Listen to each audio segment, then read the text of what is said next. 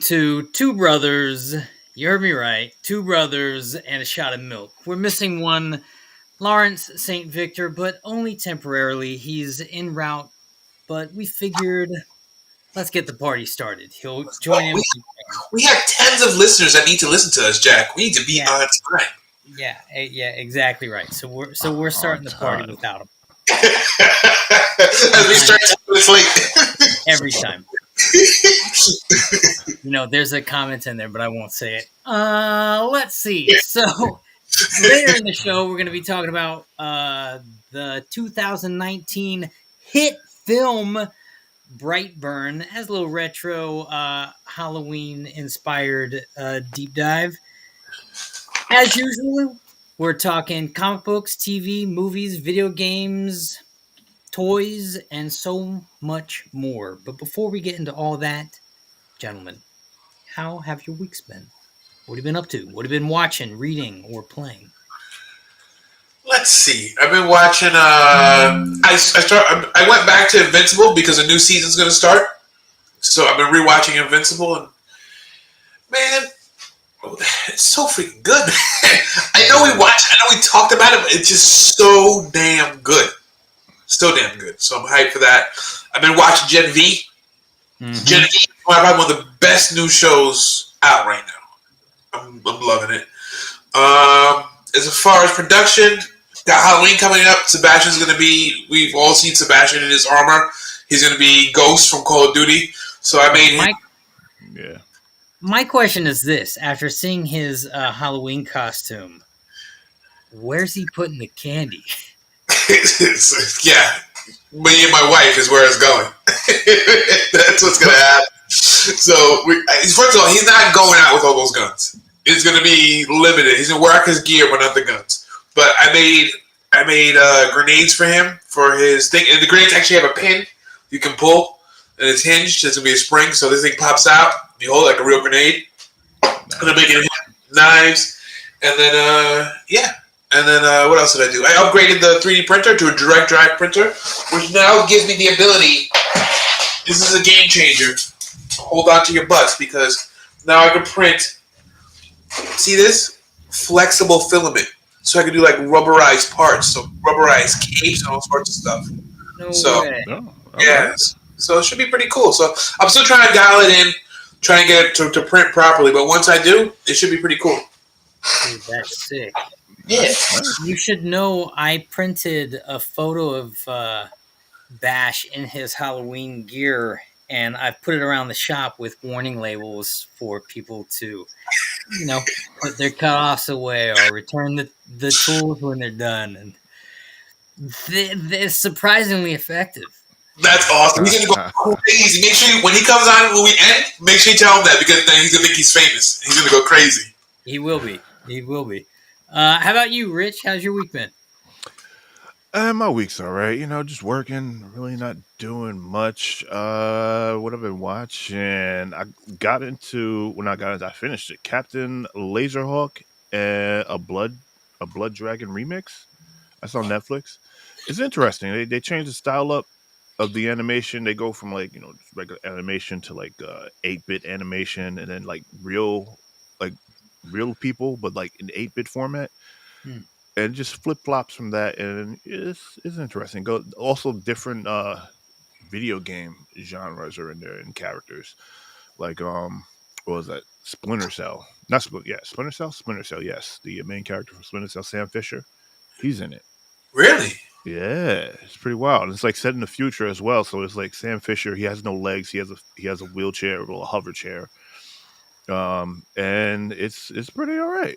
It wasn't bad. It's very gay, but you I know, mean, it things was, it are was good. good. It was decent. What else? What else? What else? Actually, I wrote this down, didn't I? Because I keep forgetting. I keep forgetting what I look at. Is it wrong to pick up girls in a dungeon? Season 4. Oh, Yeah, uh-huh, it's never wrong. Just uh-huh. to answer that question. Season 4, pretty good. Enjoying it. Our main character, he's leveling up. He's now a level 4 adventurer. He's going into the deep dungeons as he picks up girls in the dungeons. Anyway, Hey, so So yeah, that's doing pretty good. Also, Bleach, Thousand Year Blood War, keeping up with that. I mean, if you're not watching that, like, what are we even having a conversation? I don't think we are. What are you doing with your life? And that's it. Oh no, I started playing Diablo. Season of Blood came out. Oh, Uh, yeah, Diablo 4 Season of Blood, brand new season came out. That's pretty alright so far. I mean, it's like a it's like vampires. So you like it's a whole storyline with vampires, and you're apparently infected, and you're like trying to defeat the main vampire. It's no Lawrence St. Victor, ladies and gentlemen. What up? What up? What Call of up? Duty. No, no, Rudy, no, no. We don't interrupt. I'm talking right now. Okay. first of all, what? what is happening? What All right, is hold up. happening? You are What not is coming up in happening? here. What Ain't is no way, boy. Ain't no way. Coming Why in is late it and changing all things up. messed up? Yeah, I'm sorry. Anyway, Call of Duty Warzone, the hackers are real. It's never going to change. It's one of the reasons why I stopped playing Warzone. But I enjoy playing it because I enjoy playing with my friends and my brother. So that's one of the reasons why I do play, if I do play it. That's it. That's my weekend. What about you? No, in fact, what about you, Lawrence? Late on that CPT time. Oh, didn't want to say it. Trying not to be Jack, you can't say it. That's why But you can't say it. My first of all, am I the only one hearing this feedback? Yep. Okay, cool. No, there's Cool. something No, going on. But, I hear it. Was it here before I got here, or is it me? No, it was. Also, Rich has this crazy delay on my end. Yeah, me too. It was since Lawrence came in. And Chris, your ever sound since sounds Lawrence came in, and messed up the flow. And You know Chris, what? your sound sounds horrible. Horrible. Hold on, let me make sure I'm on the right mic. What do y'all? This is what happens when I'm not here. Nah, I'm on the right mic. Is it me or does Chris sound like he's speaking through like? All right, we're gonna do this in real time, ladies and gentlemen. Why don't everyone mute themselves one at a time? I'll start. Oh, it's Jack. Oh, No, one at a time. Chris One is at Chris is me. Chris, one at a time. Oh, okay. It's Chris. It's Chris. It's We already got the answer. Of course, it's Chris. All right, fine. I'll be back. Bye. All right. Well, we can only have one Saint Victor at a time. So, Lawrence, how was your week? Oh man, my week. It was Chris. What? What was y'all doing this whole percent? Y'all was dealing with that for 5 minutes. Enduring. My week was it was good, man. I'm catching up on Gen V, a little behind. It's so freaking good. Halfway through the latest episode. And I was playing Spider-Man.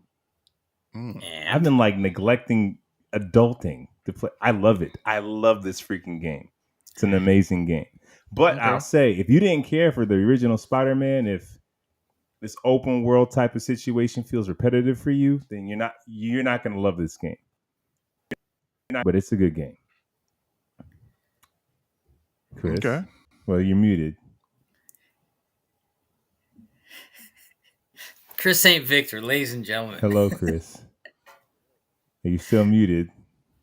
Hello from the other side. So that was my week. Jack, That's did you guys already share? Did everybody share? All right. So my week, I've been working a lot, but I've also managed to play or at least sample a lot of games this week. So I'm still playing The Crew, which Chris is back.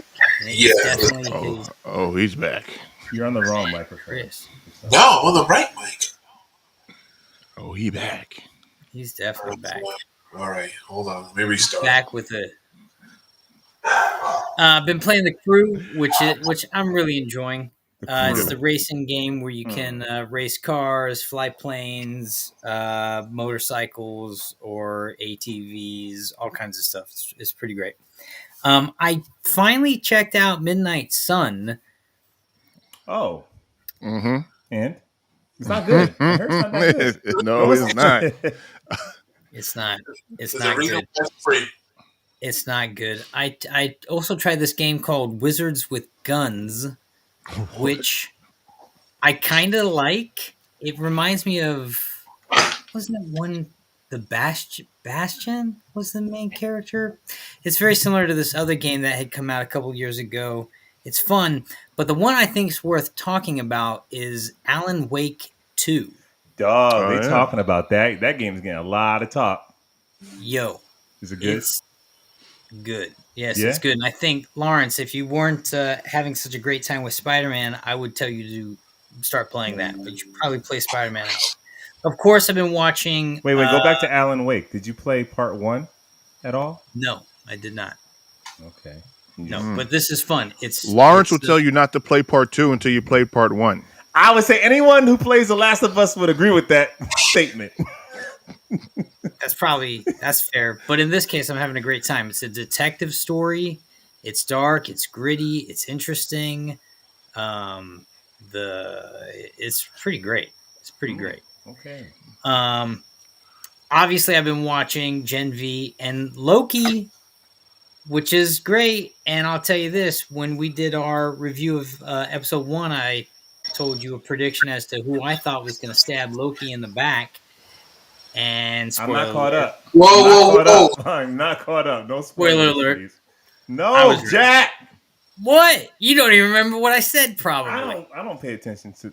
Exactly. No one's running back to go look at that episode to say, wait, who did he say he thought stabs him in the back? And then, of course, I was right. I am. Because I'm always right. Right now. What are you going to watch it right now? I'm going to scrub it. I'm going to scrub right through it right now. Just to get to that part? I'm going to ruin it for everyone right now. All right. Well, while we're waiting for that, Chris, do you want to ask... Are robot overlords a question? You sound like a robot overlord. Still? Oh, man. That was the wrong one. That was the wrong effect. I logged in, logged out, done everything I could do. This is the good mic. Check. I don't think you're on the mic. You can't. I am. The mic. I am. Did you plug it in? Plug the mic. Yeah. I unplug it and plug it back in. You guys are technical geniuses. You know that? Is it turned on? Yes. Wait. Unplug the mic again. Talk. Oh, obviously I can't talk. Now it's picking up. We can definitely hear you. You're not on the mic, bro. Exactly the same. Yes, I have 3 mics, and once I unplug the mic, it defaults to the USB camera mic. But it sounds exactly the same. Exactly, bro. Turn. Now Lawrence sounds funny. Do I? So, for this exciting episode of Three Brothers and a Shot of Milk, we will be playing with the mics all day. My mic is good, baby. What you talking about? Now we can't hear you. And it also sounds good. It's good, really but it's totally out of sync. Am I out of sync or is just Rich out of sync? It's just Rich is out of sync, but he sounds great. And Chris sexy, sounds like crap, but he's in sync. Yeah. That's right, baby. And I'm hovering somewhere in the middle. And now we can't hear Chris at all. All right. So I got a joke. I got one off the top of my head. Let's hear it. Chris is not even audible right now. Why does Batman have Robin wear a yellow cape?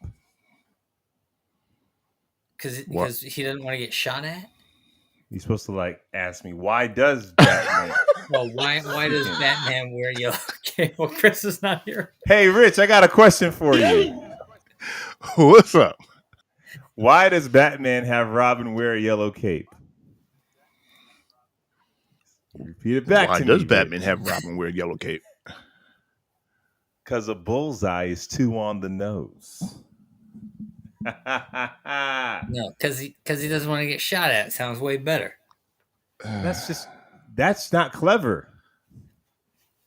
Why does Batman have Robin wear a yellow cape? Because he doesn't want to get shot at. There's no to that. It's not clever. Gotta have some clever. Some bullseyes 2 on the nose? Yeah, Robin would know. Why? Robin would know if his cape was a bullseye. That there's something fishy going on. Gotta have some clever. Gotta have some clever. Well, Jack, you can take us out of this segment. Yeah, all right, sure. Sure. Let's redeem this segment by skipping all the stoplights, running through all the traffic cams, and we'll find ourselves at, and we don't promote bad driving, the Collector's Corner. It's show and tell time. That's right. Today we're taking toys out of our toy chest, video games out of our vaults, comic books out of the cases, and we're showing them to the world. As a little show and tell, they can be worth millions of dollars or just sentimental. Now everyone's out of sync. Yo, all this in and out is just throwing everything off. Oh, you know what? But you're in sync now. I'm in sync? Jack is out of sync. Not possible. Okay, Jack's fucking with me right now. Okay, yeah. But he's still out of sync, even though he was doing that. He's out of sync, huh? Am I out of sync? I don't know. Keep talking. Are you in sync? Well, why don't we start with the Collector's Corner? Yeah. Was that it? The show is off the rails this week. Okay, yeah. Here's another one coming out of the camera. Rich, corny, Rich. You're right. So wait, hold on. Can we have to pause for the cause? This guy's saying Backstreet Boys because we're talking about NSYNC. I don't know. We wasn't gonna let. How are we gonna let that just fly right by? I don't know NSYNC songs. But you know Backstreet Boys songs? Because Backstreet's back, all right? What are you talking about? Ooh. Right. I don't have anything. I'll go first. I don't have anything spectacular to show y'all. But what I did make, hold on, I got this.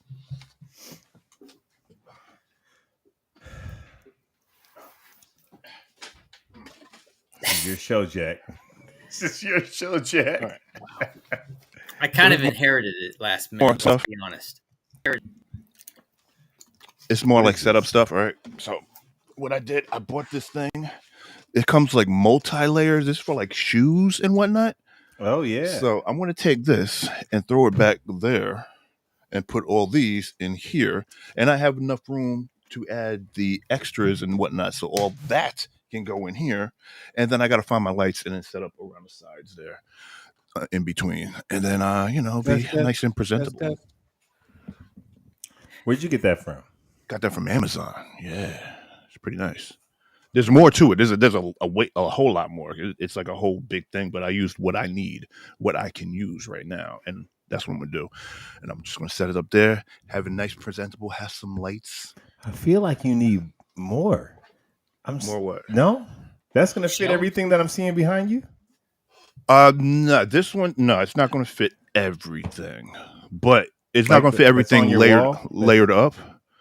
Yeah, it's not gonna fit everything like all the way up there.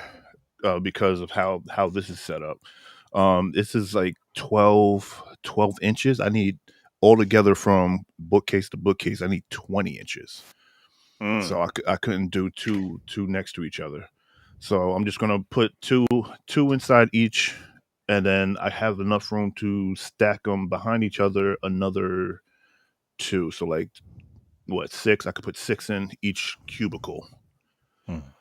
So that will pretty much put all those in there. It should put all those in there, and then more than likely some of these bad boys, which will give me my table back. And yeah. Look at you, Rich. 12 inches isn't enough for you, man. Hey, yo. What setting? I'm on the wrong soundboard. Man, that note, Lawrence. What are you showing this week? Oh man, this week, look. I have a lot of Tim Drake Robin figures, and I got this latest joint right here. I had to get him. This McFarlane Tim Drake Robin figure, and he looks so good. He is jacked, but this Batman's bigger, and they go good. But I was like, yo, I have a lot of Tim Drake Robin figures, and so I'm going to show off my Robin figures. This one's from that Kenner Batman Returns line. Technically, this is probably Dick Grayson, but he's in a Tim Drake suit. I got this Tim Drake McFarlane figure, which I love. It's kind of weird. Did he have a high top? He did. I think it's because Marlon Wayans was cast as Robin in Batman Returns, but they ultimately cut it out. So I feel like this figure was like, maybe he's going to be black. So they had the toys, and they were like, we got to sell these things. I don't know. Then this McFarlane joint, which I love. This to me is like, in 2023, if a 15-year-old made a superhero costume, it feels like what it would look like.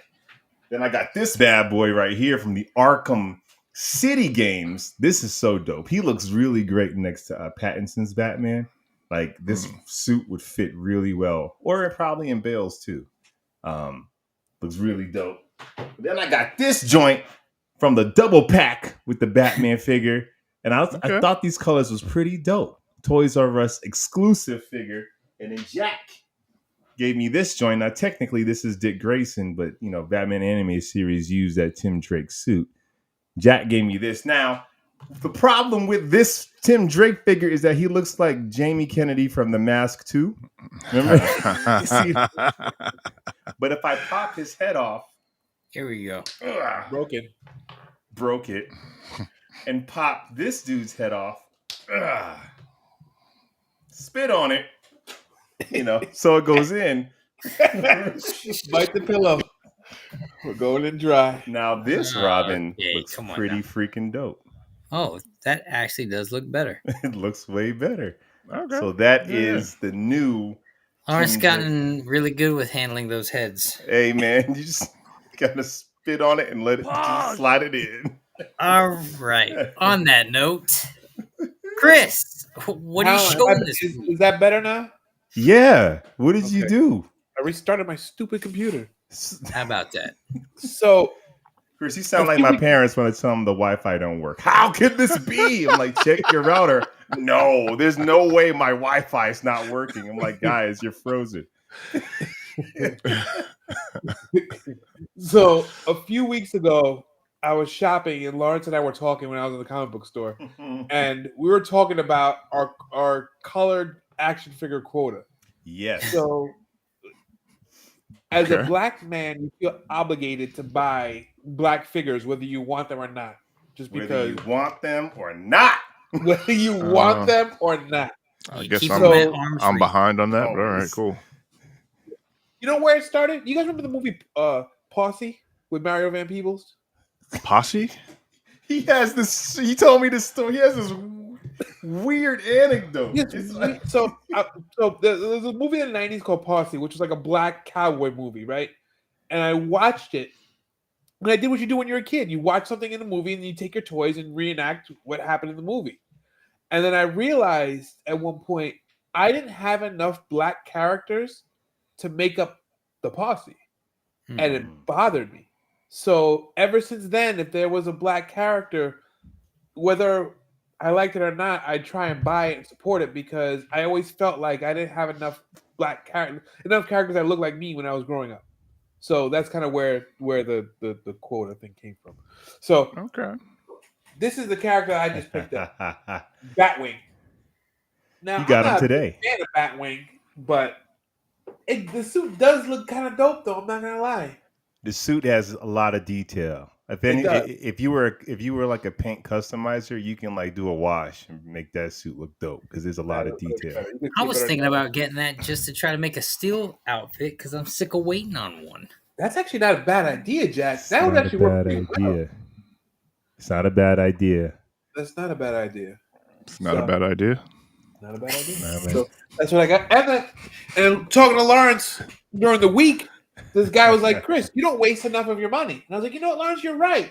I don't waste enough of my money. Yes, he got him. I caught the Tim Drake Robin also because we were talking and I realized I don't think I have any Tim Drake Robin. You don't have a Tim Drake. You got that whole Batman family set from McFarlane, but you ain't got a Tim Drake in there. I have a Stephanie Brown Robin. I don't have a Tim Drake Robin. Are you serious? Yeah. In your entire collection, you don't have a Tim Drake Robin. Actually, Teen Titans, was that Tim Drake? No, right? Depends. It could be. Depends what.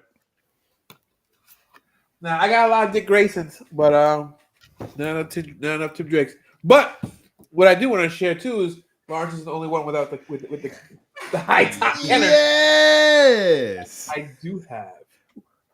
Where'd you get that? That looks newish. No, I've had this. This has been around for a while. It's probably mine. It's not yours. Because I lost mine when I was a kid and never found them. Lost? Oh, really? Yes. Oh.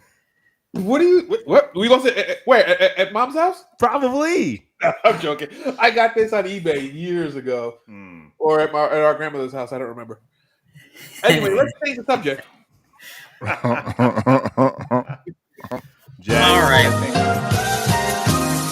Right. Well, so all right. So this week I'm showing off some comic books and stuff. So talking about representation, Chris, and why you should pick up stuff and not pick up stuff. Every now and again I see a dope cover and I go, you know what? I like dope covers like that and I want to see more of them, so I'll pick them up. So this is a new comic book from Image, and the cover art is sick on it. It's called Eldenwood, and the material. What's it called? Eden Wood. Yeah. Yes. Well, yes.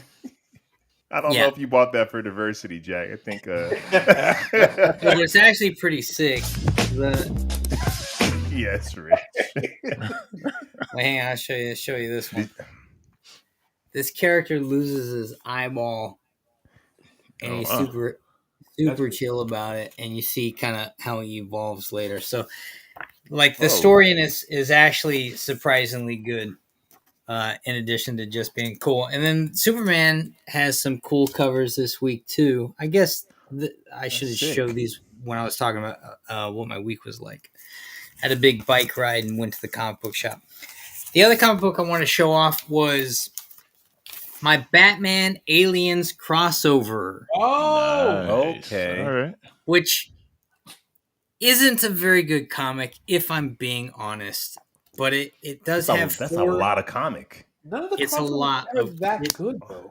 It's actually four.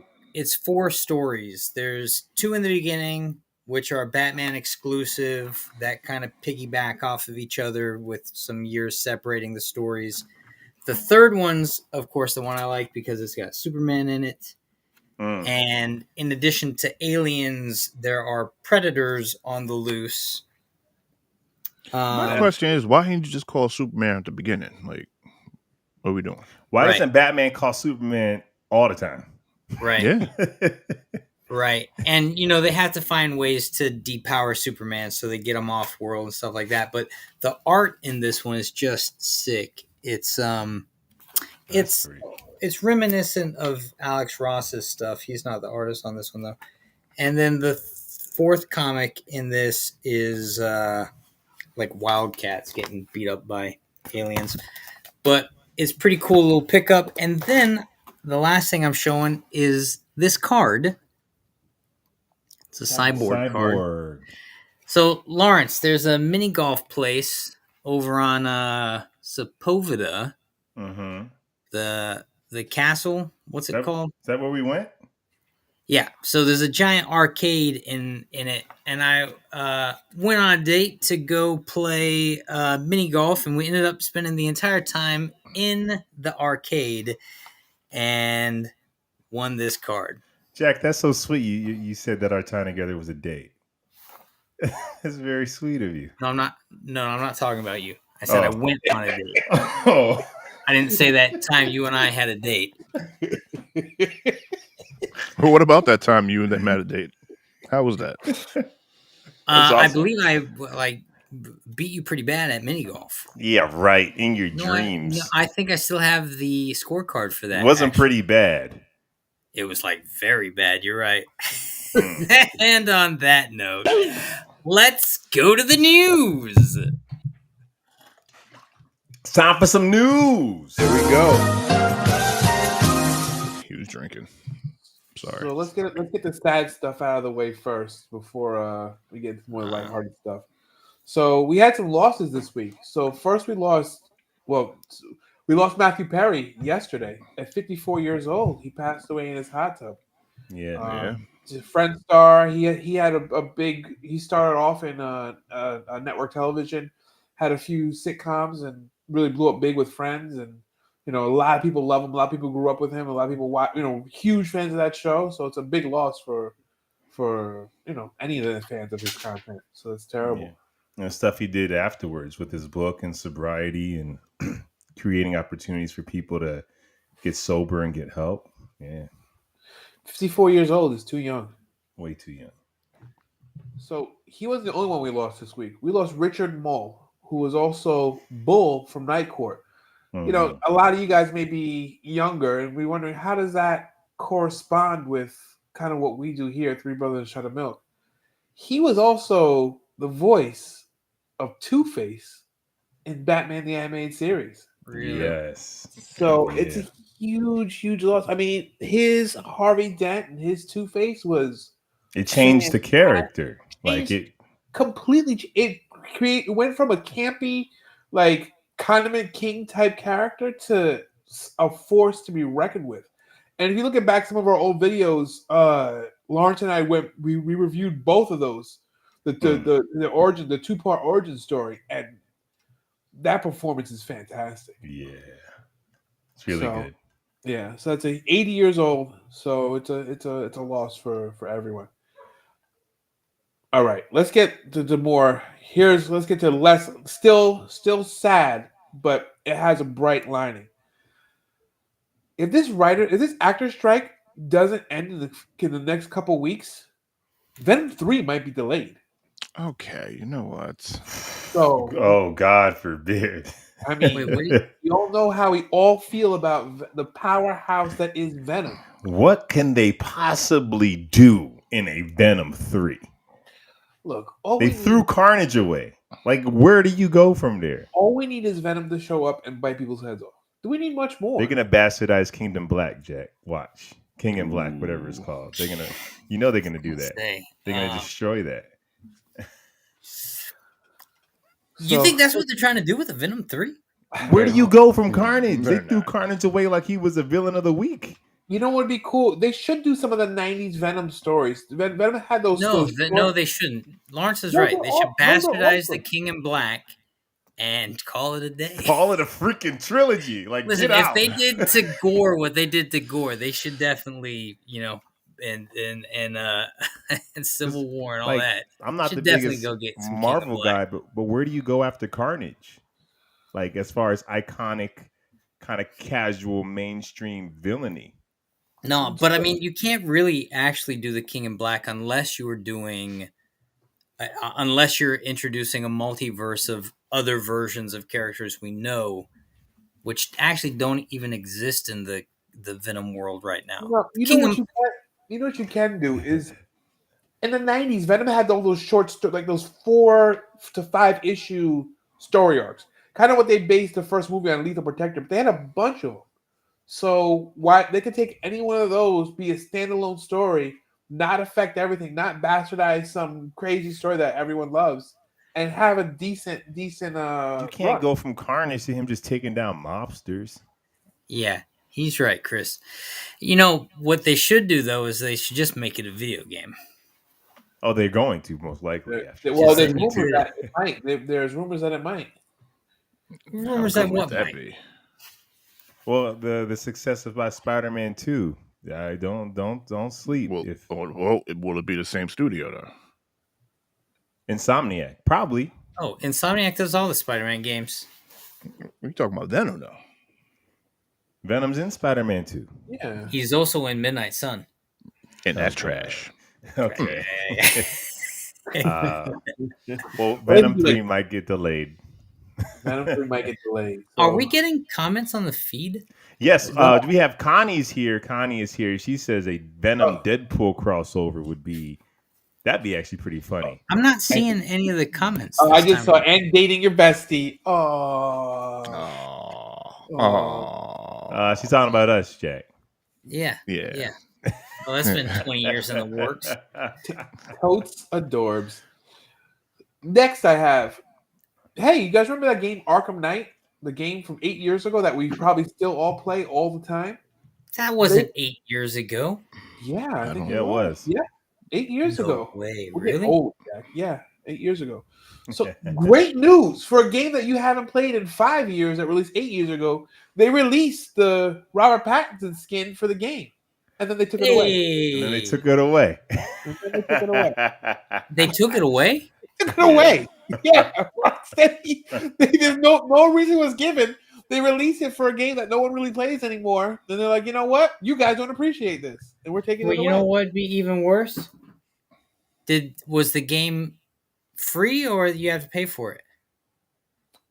What was the skin free or do you have to pay for it? That I don't know. Because I paid for some features on a video game that I'm still waiting to get. Okay.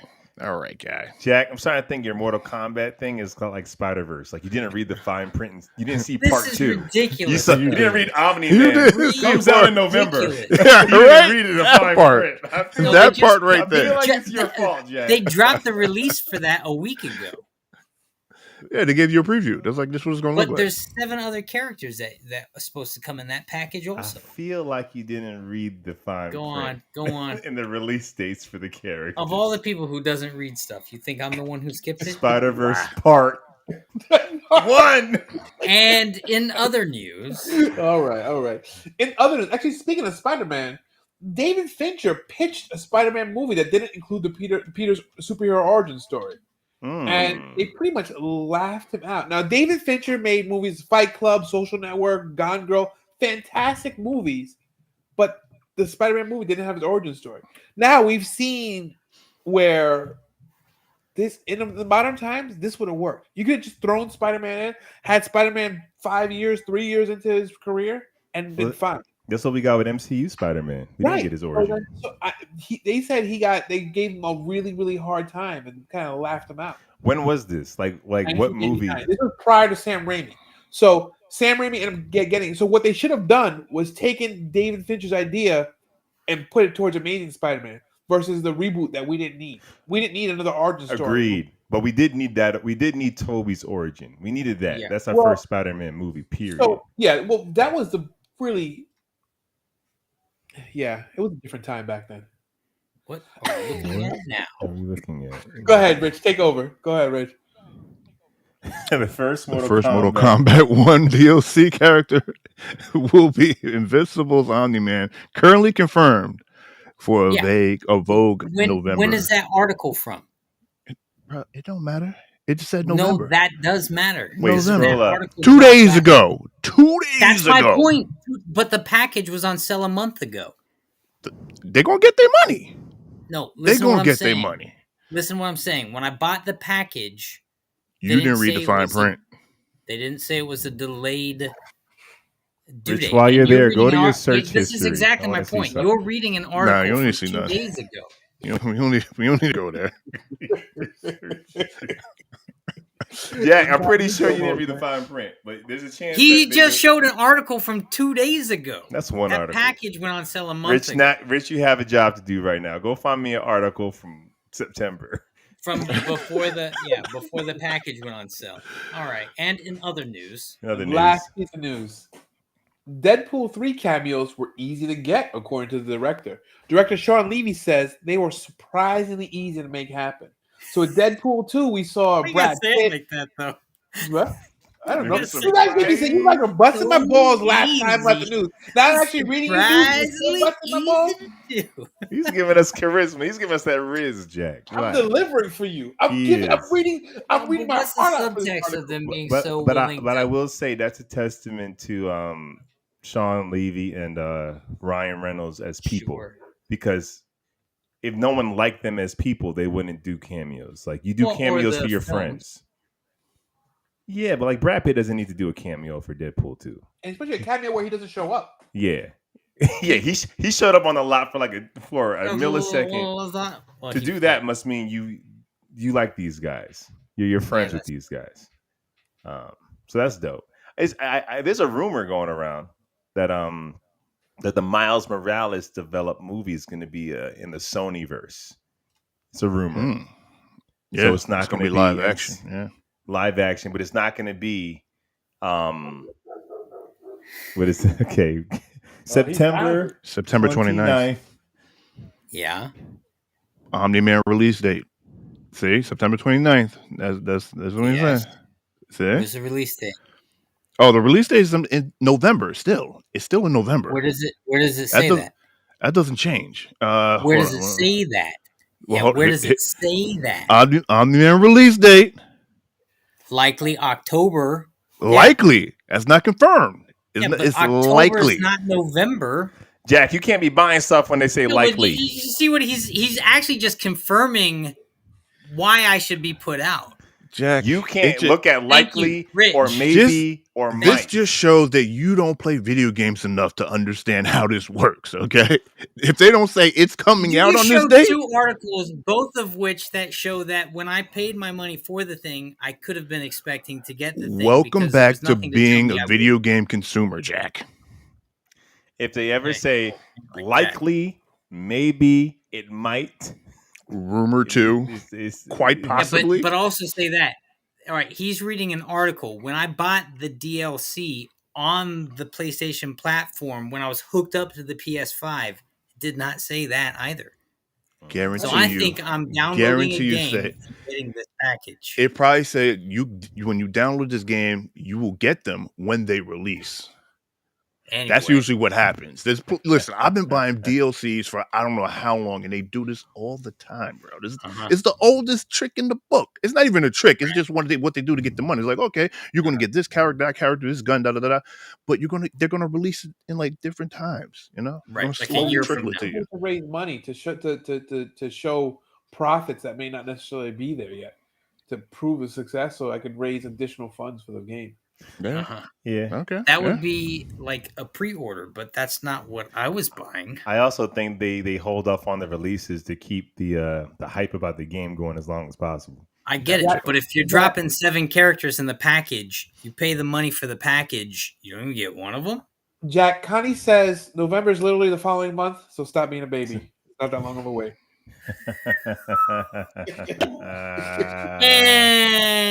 And that was the news. We didn't talk. So Miles being Sony exclusive means he will not be in the MCU. He will be like Venom. He'll be like Morbius. He'll be like just the Sony brand of movie and Spider-Verse, just Sony's world. It is what it is. Are we getting Spider-Man in MCU anymore? There's been no talks about Tom Holland's Spider-Man. Yeah. But you know what? Having him in the as long as they don't try and build a Sony verse, it might almost be better because they have a Sony verse. I know, but they do. But if they're not trying to, they really do, and they're crossing over guys, pack a bunch of characters in that movie. We can have a Miles Morales focused movie versus him being a Miles Morales movie, but it really being a team up movie. Did you even realize what you just said, Chris? They're literally trying to make a monster verse right now, and you think Sony doesn't want to put together their version of a Spider-Verse? I don't know. Maybe if they can get Venom going against their Spider-Man that they don't have to share, you know that's happening. That's a different story. That's a completely different Venom's a different story. Venom's a different story. Give me that content all day long. Oh my goodness. Well, I think that was the news. That was the news. Good, because now it's time for debate. I was going to say it, but you got it on the board, Rich. Let's get ready to rumble!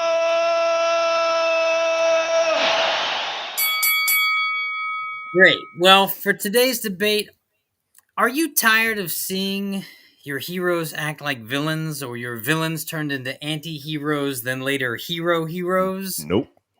Good. Then this debate's for you. You must take an iconic horror character and team them up with an iconic villain, put them together in a wholesome family film made for the whole family. Answer me these questions. Who are you teaming up? What's the film about? And what are you calling your movie? Here's an example. Maybe not a good one, but it's an example. Maybe you take It and the Joker, you team them up in some kind of romantic buddy clown comedy, and they're on a mission to bring joy to sick children in hospital across the country. Think, Patch Adams meets Road Trip or something like that. What's the name of it? I don't know. Clowning around. There you go, clowning around. Right, so there's your example. Around. Let's call the freaking 80s right now the 90s. Clowning around. That's when them family movies came out, was the 80s and 90s.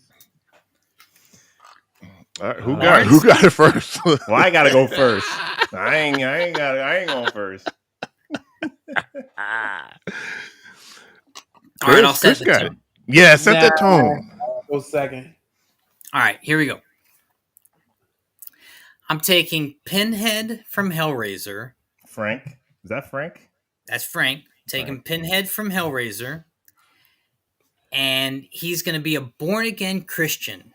And he goes on a journey through space and time to find a pre-snap Thanos to convince him that taking the power of the Infinity Gauntlet to snap away half of every living creature in the cosmos isn't the choice he should make, but rather because his reasons are that resources are finite.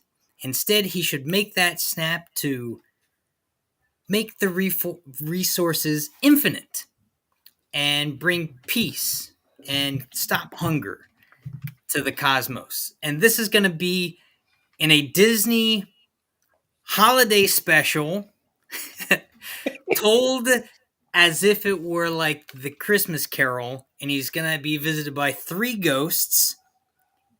He'll be visited by the Cosmic Ghost Rider, who's Frank Castle. I lost He's the gonna entire plot. Jack. He's gonna be visited by Casper, the Friendly Ghost, and he'll be visited by Patrick Swayze from the movie Ghost. Jay, this is terrible. Like your example is better than your actual.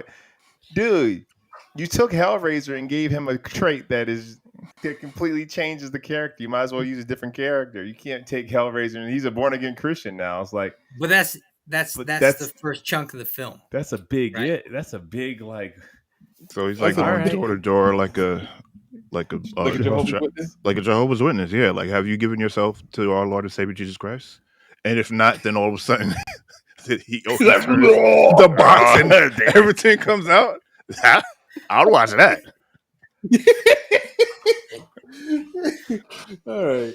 All right, Jack. All right, I'll go. So we take Dracula because it's the Halloween special.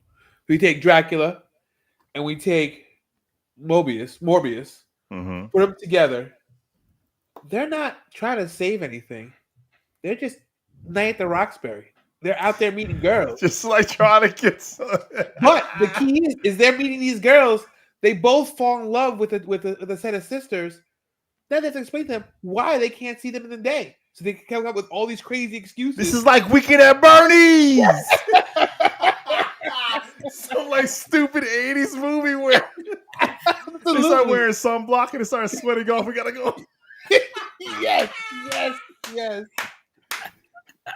That was good. I can see it. It's so stupid. So stupid. And it's so inappropriate for like that 10-year-old. That 10-year-old should not watch this for some reason. It's in the family section. It's going to show boobs for no reason whatsoever. You're going to get one of those in there. Yep. That was good. That was good. Thank you. Good job, Chris. Thank you. What's the name of it? A Night in Transylvania. A Night in Transylvania. Okay. I'm with it. Rich? I don't even know how the story's gonna go. But John Kramer, Jigsaw. Okay. And the Riddler. And it has to be family friendly? Yeah. Ugh. And instead of torture, they get prizes. I don't know. I don't even know. Double dare. Look at this guy just saving it. I love it. Okay. Yeah, double dare. Dueling game show host. Situation. Dueling game show host. Exactly. You want to play a game? Realize they're best friends by the end of the movie. It's like Step Brothers. Get set, go. Do we just become best friends? But the Riddler and Jigsaw would actually be good together in actual, doing what they do. The Riddler and Jigsaw are like 13 years old. They have online game shows and they hate each other, but their parents fell in love. So now they got to deal with the fact that they're now brothers. All right, that's the Step Brothers right there. That's a night. I know. I just took the plot of Step Brothers, but still, that works. Well done, guys. Or it's really me saving your ideas. So let's hear your idea. Well, I have a runner-up first. Okay. All right. I'm taking Jason Voorhees and Solomon Grundy in this Dumb and Dumber escapade as they traverse through it's called Dead and Deader, as they go through America trying to get to California to return an item to this little girl. And you see their hijinks along the way. That's my runner-up. So how is Jason communicating? Because he doesn't talk. They're just grunting. Neither does Grundy. Doesn't Grundy just say Grundy? No, he talks. Doesn't he talk in rhymes? He says Solomon Grundy, born on a Tuesday. They're just grunting and saying that thing over and over again. So we're for some reason, rooting this whole thing. It's very good. Okay. But like they get interpreted by everyone else. Like Weekend at Bernie's, like, oh, he's so charming, he's so great, he's such a good listener. Like, but they're still like killing people on the way a little bit. They have to kill people by accident, But my real one is you got Freddy Krueger, right? You got Freddy. Well, you have the DC universe, and Doomsday's catching wreck. He's catching wreck. He's overpowered now. Superman can't take him down. The only way to take Doomsday down is to find some way to enter his mind, enter his dreams. So they unlock Freddy Krueger from where he's captive. You're the only one that can stop this guy. And guess what? If there's no one alive, you can't get in anyone's dreams. So we kind of have to work together. Freddy Krueger goes into Doomsday's dreams, and it's actually this little kid in there. And the movie plays like Drop Dead Fred, like a little kid with his imaginary kind of guidance counselor. And Freddy Krueger and this child are going through this kind of dream world as Freddy's trying to get to to this kid who is actually Doomsday. And by the end, he finds out that this kid just misses his parents. So he's able to bring Doomsday to see his parents on Christmas. And Doomsday actually turns back into the child. I call it the Nightmare Before Doom. This is day. The problem is Freddy Krueger a child molester? Yes. That's the rub. Everybody gets a Christmas spirit. So Freddy Krueger's like, hey, Doomsday.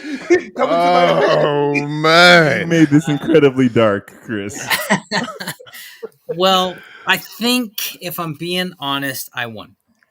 And if I'm being exceptionally honest, Lawrence won for both Chris and Rich. My idea was my idea. We just talked about it. My hypeness on your idea sold it. I was like, yo, you're doing the thing. You're doing the thing. Wow. Jack, you did not. Yours. Yeah. Probably... You know what's funny about it though is to take things absolutely have no point coming together. You did the Hollywood thing. You added in as many characters as you could. You like they won't notice it because they got all the characters. Ghost Rider, Casper, Patrick Swayze. It's like this guy's just adding. It's going to be the best trailer you'll ever seen, and then when you get into that theater, you're like, "What did I just watch? What is this? What is going on here?" Who are your two original characters, Jack? It was Hellraiser and that guy. Wait, who was the other guy? Who was the other one? Oh, Thanos. That's right.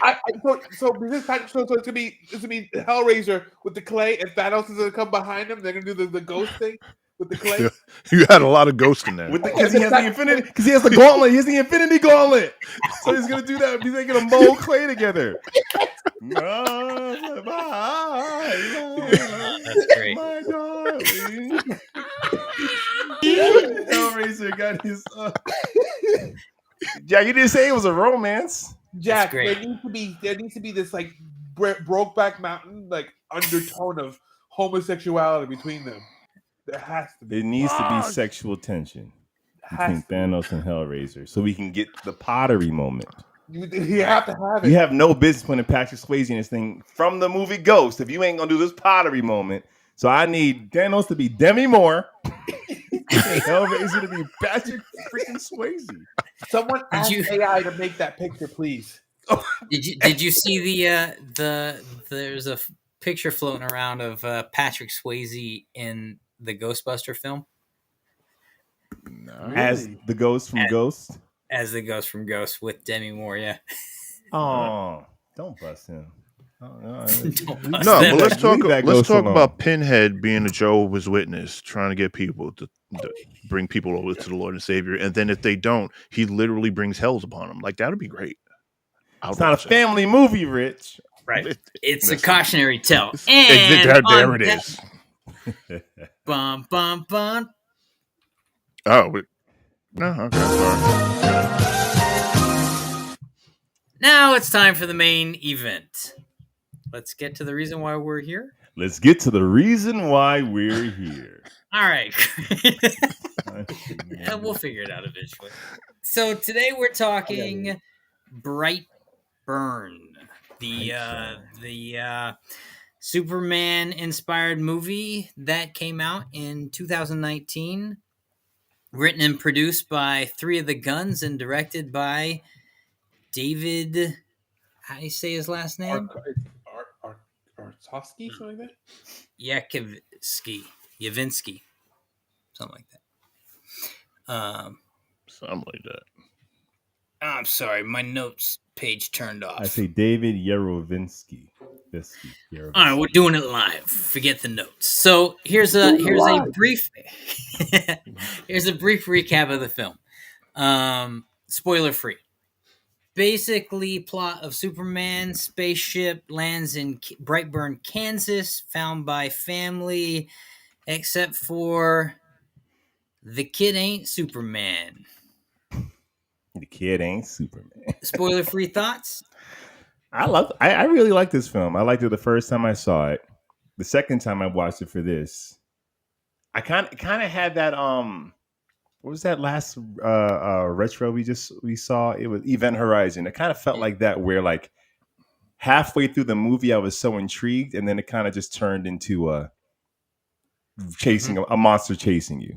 And I felt like the first half of the movie was much more intriguing, much more like, oh, this is interesting, and almost rooting that he won't become what he becomes. But then once it turns into like that typical monster movie, kind of gets paint by numbers a bit. But then I love the end. Spoiler free. I thought the end was pretty haunting and chilling. And set some stuff. Oh yeah, well yeah, we'll get into all that. Yeah. Chris, I like this movie. I like to pretend like it's an Elseworlds movie, and I'm watching actual Superman, and alternate universe Superman movie, and it makes me like the movie so much more. I like the movie. It's a good time. I think it's rare. We don't have many entries in the superhero horror. We have like New Mutants and a couple other things, but we have so few entries into this kind of genre that it's cool to see something completely different. So, especially in 2019, it was completely different. Mm-hmm. Rich, I enjoyed it. all right. Okay. When I first saw the trailer, I was a little defensive because I'm a Superman purist and I love the guy. When I saw the movie, I really enjoyed the film. I enjoy it as a Elseworld piece, but you also have horrible Superman in the canon. I mean, not Omni-Man, but Ultraman is basically a homicidal version of a Superman. So this character does exist in the DC universe on some levels. Watching it again, I like the movie even more because there's so many little Easter eggs that are such shout outs to Superman that it's clear you have to be a fan of the Superman content in order to have made this film specifically. I mean, the first 40 minutes, you can literally watch it and go, that's Mom, Pa Kent, and that's Clark. And it's effortless. It's like, but even the shots, it's so clearly of the farm, and then you get a shot of the mailbox with the last name. It is literally it's until he turns, it is straight up a Superman origin story. But even when he turns, all right, so let's spoil this movie now. So, spoiler, we're spoiling Brightburn. Here we go. And you've probably seen it. So, join in the conversation. I'm not seeing any of the feed today. So, if anyone's seeing it, go ahead, stick up to it. It's only Connie that's talking today. So, they'll watch it on the playback. All right. So, so here's Brightburn spoil. We start, and feel free to jump in as we go. This movie has been around for a minute at this point. So it starts with your traditional. Well, it starts with the Breyer family, mom and dad, and they're getting it on in the bed, or at least they're trying to. The camera pans across a bunch of books that make it clear that they're unable to have a children, but they're still trying. Which is exactly Jonathan and Martha Kent's story. They can't have a kid. Exactly the story. And so, boom, spaceship crashes in their yard. We see that they are living in the middle of nowhere, Kansas, on a big old farm, and that spaceship lands maybe 100 feet from their house. Can I jump in real quick? What's so Yep. interesting about this is every time we see the spaceship land, whether it's Lois and Clark, Smallville, the comics, they never actually show us how scary that would be. If all of a sudden the ground is shaking and your house is moving, or if you're on the road, like we've even seen movies where their car goes off the road and like what happened, but they never give us how terrifying it is to stumble upon something like this. Right. Like this movie to me this intro is more accurate to how it would be in real life than the actual Superman lore. Well, you're like, what crashed? Literally, what crashed? And you see a spaceship is haunting. It's terrifying. So then they cut to the credits, and we got images of the kid as a baby growing up. And the kid in the flashback little video looks exactly like the actor playing the. I feel like that might be home videos. It might have been some of it. Maybe not the last stuff with the little tractor trailer, but the baby thing looks exactly like the guy. Probably his home videos. Then we cut to Brandon. The kid's name is Brandon. Brandon Breyer Clark. Brandon Breyer, right? Alliteration. Well, the other thing about Brandon is I think it's a shout out to one of the actors who played Superman, right? Brandon Ralph. So that's an Easter egg little thing. I think it's not coincidental. And he's 12, turning 13. He's a genius in school. He's in the top. It's brilliant. Yeah, we see that when he has a scene where he talks about the wasps. And and the scene where he talks. So in the first school scene we have with Brandon, he talks about the teacher asks him a question about bees, and he answers very specifically about a couple kinds of bees and the way they behave. And right there in a nutshell, they give you the whole backdrop of the movie encapsulated. Yeah. Right? Brandon is the bee who's from the species of bees that can't pollinate themselves and is inserted into the hive, where he eventually takes over the hive.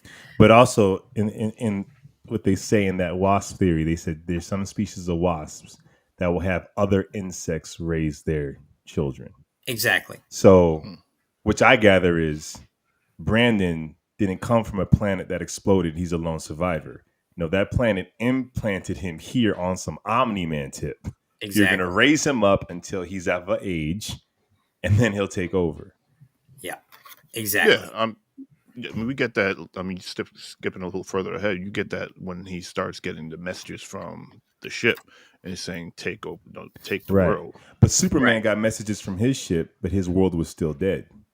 So here it's like his world isn't dead. It's the complete opposite. But this is classic storytelling where, for a good audience member, unfortunately, you can extrapolate the entire plot of the film rather early in your cinematic experience, and they give you the whole film right here in this scene. But I don't think it hurts the film because it's something that, where they set the film up in the beginning that it's going to be this Superman parallel story, right? I mean, if you've seen the previews, you know it's going to be a horror film, but it gets dark. They set everything up to be like wholesome and like, oh, it's so great, and Roy from The Office is so happy to be a dad and blah blah blah. It's great, and then you're just waiting and you're wanting to see things go bad because this kid's gonna go bad. We want to see him break bad. Yeah. So I don't think it's wrong. I don't think it gives away the movie. No. It helps you understand it. I'm not saying it's a bad thing. It's a good thing. The other thing that's funny about that scene is to me it's another homage to the original Superman comic books, because Superman was originally, his power set was based off of insects. And so here we are again, kind of tying this source material to original source material. Maybe some different kind of insects, but the ideology is still there, right? And what I love in the first scene as well is everything plays like an episode of Smallville. He gets picked on the classroom. There, Lana Lang turns around and gives him an encouraging thing. Yeah. But that relationship does not go the same way Clark and Lana does. So everything here is like a broken, mirrored version, even down to those details of the other girl in class. That should have been his Lana. That should have been the one he tells his secret to, and she supports him. Where in this version, she's terrified. Yeah, Right. rightfully so. So I'm jumping ahead a little bit, and feel free to fill in the gaps. Brandon turns 13, and on his birthday, his uncle gifts him a gun, which doesn't go over very well. Right. What? Is that before the lawnmower? The lawnmower already happened. The lawnmower already happened. Yeah. You heard the voices. Lawnmower. All right. So then, So jumping back, the kid's sleeping, and I guess it's the night before his 13th birthday. The spaceship, for whatever reason, wakes up and it starts giving out.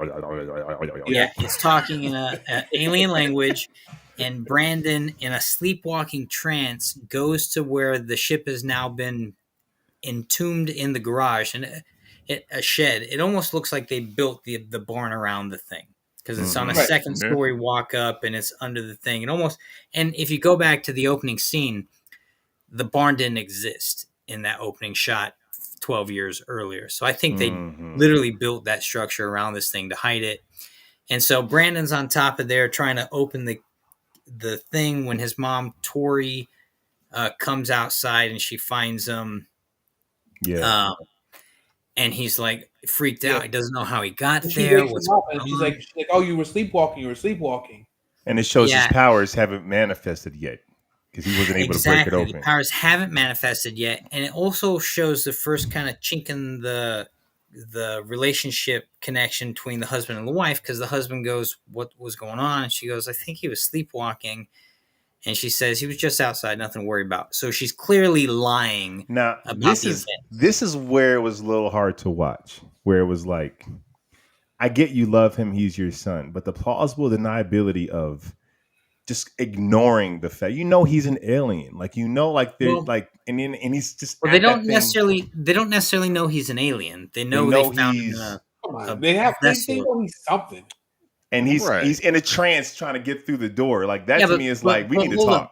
Let's talk real world for a second. Real world scenario. We know there's a child in some sort of missile looking ship, and we don't know how it got here. In most cases, you'd think that's government experimentation or something. You're not thinking it's an alien from another planet. Either way, the dad is like, when he starts tripping later, he's never been bruised, he never broke a bone. So if this kid's in a trance going through the door, that's when my husband and wife we need to talk. Like, yes, and we see them both respond very differently. And I recall too much denial. I recall the first time I watched it, siding with the mom more, where this time around I sided with the dad more, and I'm like, no, he's actually being logical. Where the first time I watched it, I felt like he was being insensitive for the sake of conflict. Only because the trance triggered Brandon. Up until that trance, he's a wonderful regular kid. Like something changes in his personality. So it's like for the both parents to, like, especially the mom, to not notice, like, no, he's different. He's one word answering us. All of a sudden he has no emotion. And then he's tugging at the barn door where the ship is. Like, they should have had a real conversation that night. Yeah. Yes, definitely. But the film itself tries to give plausible deniability, and you see it in the writing where the mom is going to the guidance counselor, who's also her sister, I believe, the aunt, who works at the school, and she's saying, "Should I be worried? He's acting so different." And she goes, "It's puberty. He's going through hormones. Every kid I've ever seen go through school starts acting like a jerk when they turn 12. They go into trances and hear voices." Like, right. Well, she doesn't exactly say that. Elizabeth Banks is a wonderful actress. So on my first watch, I bought it. Second watch, I'm like, no, I'm sorry. He chewed up the fork. Like, this kid's doing things that he didn't do last week. She doesn't know about the fork, though. She doesn't know about the fork, right? It's funny what they show. But why would the father not share it? So, like, they're doing things to force the characters to play out the plot, where in real life, he would have said, "Look at this fork." Where's the the father- lawnmower? The father, yeah, no one goes looking for the lawnmower. The father does actively try to talk to her later, the wife, When it's about what's like, going on. yeah. But I felt like before he decides to take matters into his own hands with the kid, which is a disturbing scene. You know. Look at the So flowers. we'll get Look at so the we'll pretty get to that. flowers. So jeez, Rich. Right. It's Walking Dead. Look what are you talking about? I forgot about that. Yeah, so you the did. kid starts to I can develop. tell. Sorry. The kid starts to develop powers, which they slowly integrate into the film, which he seems to have access to almost instantly, although we don't really see it. He's almost instantly super fast. He's able to fly. He later develops heat vision. He never really has super hearing, though, right? But he also has an odd power where he short circuits electrical devices and mechanical objects, right? Yeah, Like his, he like the car stalls, lights flicker, computers go out. Electromagnetic disruption. Yeah, he's like a his walking energy EMP. expenditure is like jacking things up. Yeah, Right. Which is not Superman related, but it's interesting. Unless you're talking about Superman when he turned blue. Connie said the parents are in denial. The desire for a happy family blinded them. I'm with that. If Brandon was troublesome most of his life, there's something wrong with the kid. We just got to support him. But for him to go one way and then a complete like turn, and then he's tugging at the barn doors like a rabid animal. I'm like, we need to have a conversation. But the mom does behave logically in the sense of she sees the kid and he's instantly disorientated, right? And so plausible deniability, she says he's sleepwalking. Right, but he's tugging where the spaceship is. Yeah, that's and she clearly knows it and she lies. That's where yeah. Her performance makes me buy it. But when I pull back, I'm like, it works. It just makes me go, Have you ever seen a sleepwalker? Oh my, Sebastian Sleepwalker. They do a lot of weird things. I know, but if you know you buried your son's spaceship in the barn and he's tugging at it, and he's never sleepwalked in 12 years, and now all of a sudden he's tugging at this thing. I know she does ignore the red flags, and I feel like when you adopt a space child, there's certain red flags. You're right. All right, gave that child up to the government. Let the government take care of it. Hey, that's Omni-Man. I mean, that's Homelander for you. That's where you get Homelander. No, they made him. True. They didn't give him up. True. All right. So then the mom and dad find some disturbing images under the kid's mattress, and it's like girls in underwear, some lingerie, and then like body parts. We all had a guts. Sears catalog. Organs is how they say it, and right? And then after that is the scene where she's talking to her sister, and it's just puberty. It's like, come on, man. Well, they decide to go camping. The mom, dad, and the son decide to go camping, and they decide to have the talk with him. You know, the birds and the bees talk. But what about the mutilated body parts? Well, but it comes out in the talk, right? No, but like. Well, hang on. The dad actually addresses it in that scene. But they took those images as it's his sexual curiosity. It's like, no, it's not. These are mutilated body parts. Right. To be kind of devil's advocate here, they weren't like mutilated body parts that like he did or anything like that. Anatomy. There was like an anatomy thing. It wasn't like, he could just be like trying to. They could think that he's trying to find out about the human anatomy and just like figuring it out, and he might be a little bit embarrassed about it. Fair. I'll give that to you. Absolutely fair. Right, which is how the dad behaves when he tries to have the talk with the kid, especially specifically when he addresses organs. He talks about organs because he saw all those pictures of anatomy. Like, I can see them saying, my child is extremely bright, so he would actually want to know how these organs work. I can rock with that plausible deniability. But the conversation the dad has is... Yeah. It's great. It was weird. Awkward at best. It was a little weird. It's the best if you like, listen, act out on it. I'm like 13 to give the birds and the bees talk, you already like going, you behind the ball. That's as best as it's gonna get, Rich. You waited too long. Well, and so the dad Never thought basically about sums it up by saying, "Hey, kid, it's okay to have urges, and it's okay to play with it if you want, if you need to." And he goes, "Okay, good talk." He literally says, But "Oh, good then he talk." says, but this is what he said. He said it's okay to act on it. Yeah. And He he's like, does. and the kid is like, That now, part. and he's like, no, not now, No, no, not now. but then you see him literally in the next scene. He acts on it. Acts That's on when, it, that's yeah. when he Right. goes to the girl's house. Yeah. And so that night, literally that night, while the mom and dad are camping, Brandon, we assume flies or runs, we don't see it, 30 miles away to this girl's, the Lana Lane equivalent's house, where he puts on romantic music coming from the girl's laptop, Now, and it's creepy. what's interesting is there's a very similar scene you can see in something like Smallville or something, where you change the tone, you Yep. change how the other character receives them, and then it's romantic or it's Yeah. sweet. Oh, look at Clark hovering outside her window. He wants to go in, but he can't. Oh. Sometimes it's creepy, depending on how you work it. Well, but here's where it gets really creepy. The girl wakes up a little startled because her laptop is playing like vintage romance music, and she kind of gets out of bed and she closes her laptop and starts heading back to bed when the music starts again. And she turns around, her laptop's back up, and the music's playing again, and now she's panicked. She goes back, closes the laptop, puts books on top of it, and notices the window is open and the curtains are fluttering. She That's starts walking terrifying. to her left, and she literally sees this kid for half a second before she starts screaming, and he's gone, and the mom's coming in. She's like so panicked in the scene. The mom's like, "What's going on? There's no one here." And she's like, "Brandon Breyer was in my window." And the mom's looking out going, something's clearly weird, but I don't exactly know how to respond. Now the mom is the waitress at the small town's local Yeah. family restaurant, and which is where Brandon had his birthday earlier that week. And there was a little incident that she had seen with the family where the uncle had gifted Brandon a rifle.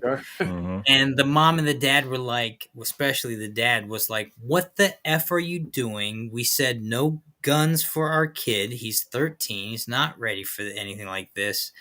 And the dad got pretty angry. The thing escalated. Brandon had a moment where, he was like, Apex predator, man. Yep. He was like, no. And then the dad tried to pick him up out of the sea. He was like, whoa, wait a Couldn't. minute.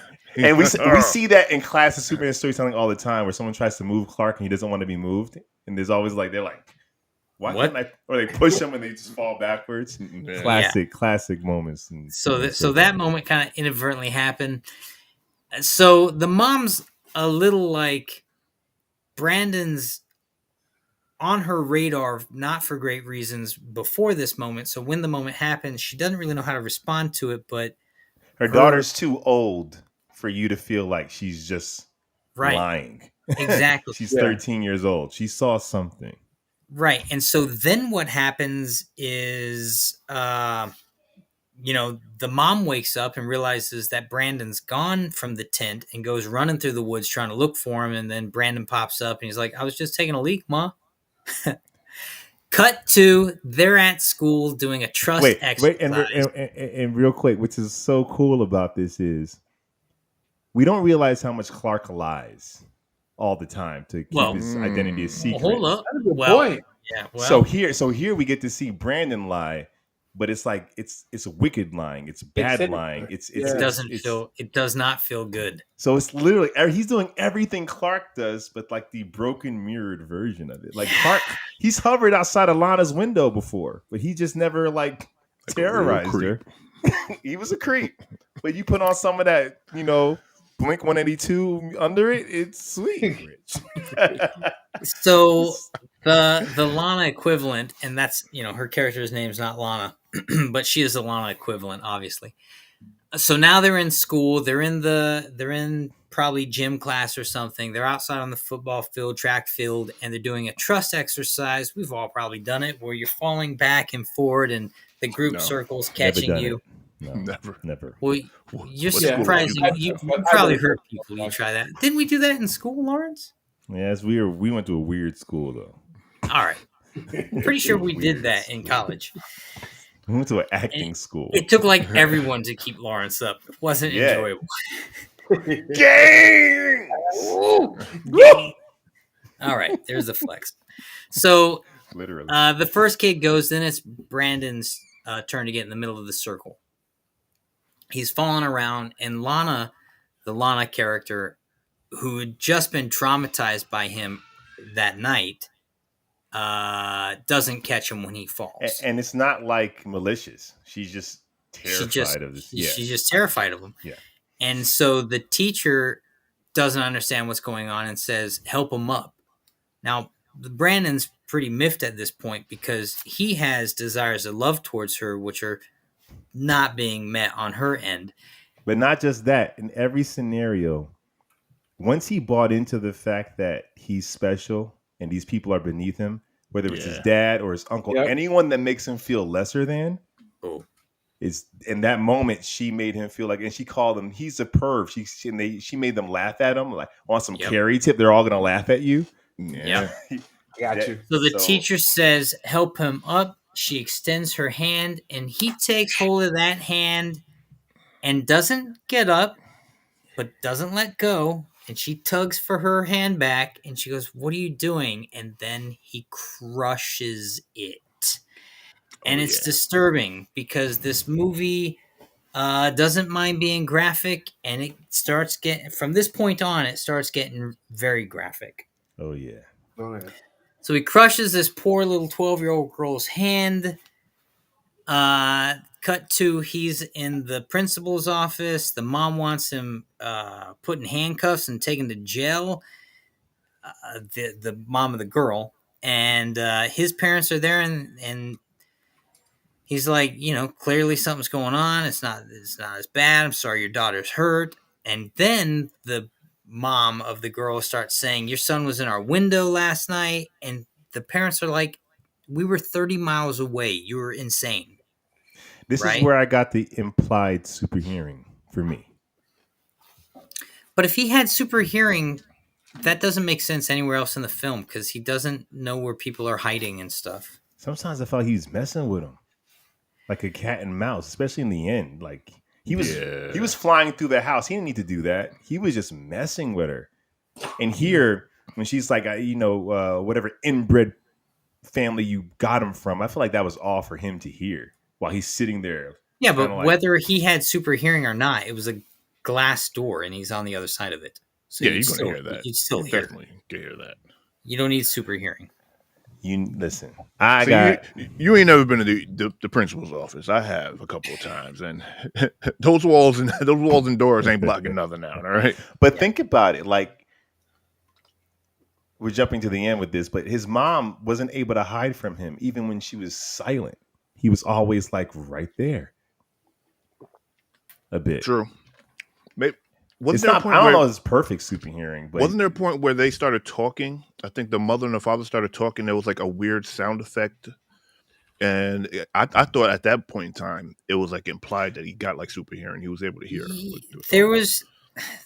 It goes back and forth because when the parent, you're right, Jack. When the parents are talking about him and they're all in the same house, we don't get the implication that he overheard his parents talking about him or how panicked his dad is. But then there's times where I'm like. It's not clear that power specifically is not clear in this film, especially not clear to what degree he may or may not have super hearing. Right. But he's definitely got super strength, super speed, can fly, and he's got heat vision. We know those things. And, the spaceship hurts him. So then he has to go to counseling with his mom's sister, who's the school counselor. And that doesn't go well because he's honest with her and basically says, I'm superior. And she goes, well, I'm going to have to tell the authorities what you've told me. And he goes, well, I wish you wouldn't. And then later that night, he goes to her house. So her husband's drinking at a bar with Brandon's dad and some other people, gossiping and stuff, playing pool. The dad's a little drunk. He decides to drive home. Brandon's dad says, "Hey, I'll take you home," and he's like, "Hey, I've only had 2 drinks and I'm a mile up the road. I'm fine." So whatever, he decides to drink. He decides to drive after drinking a little bit.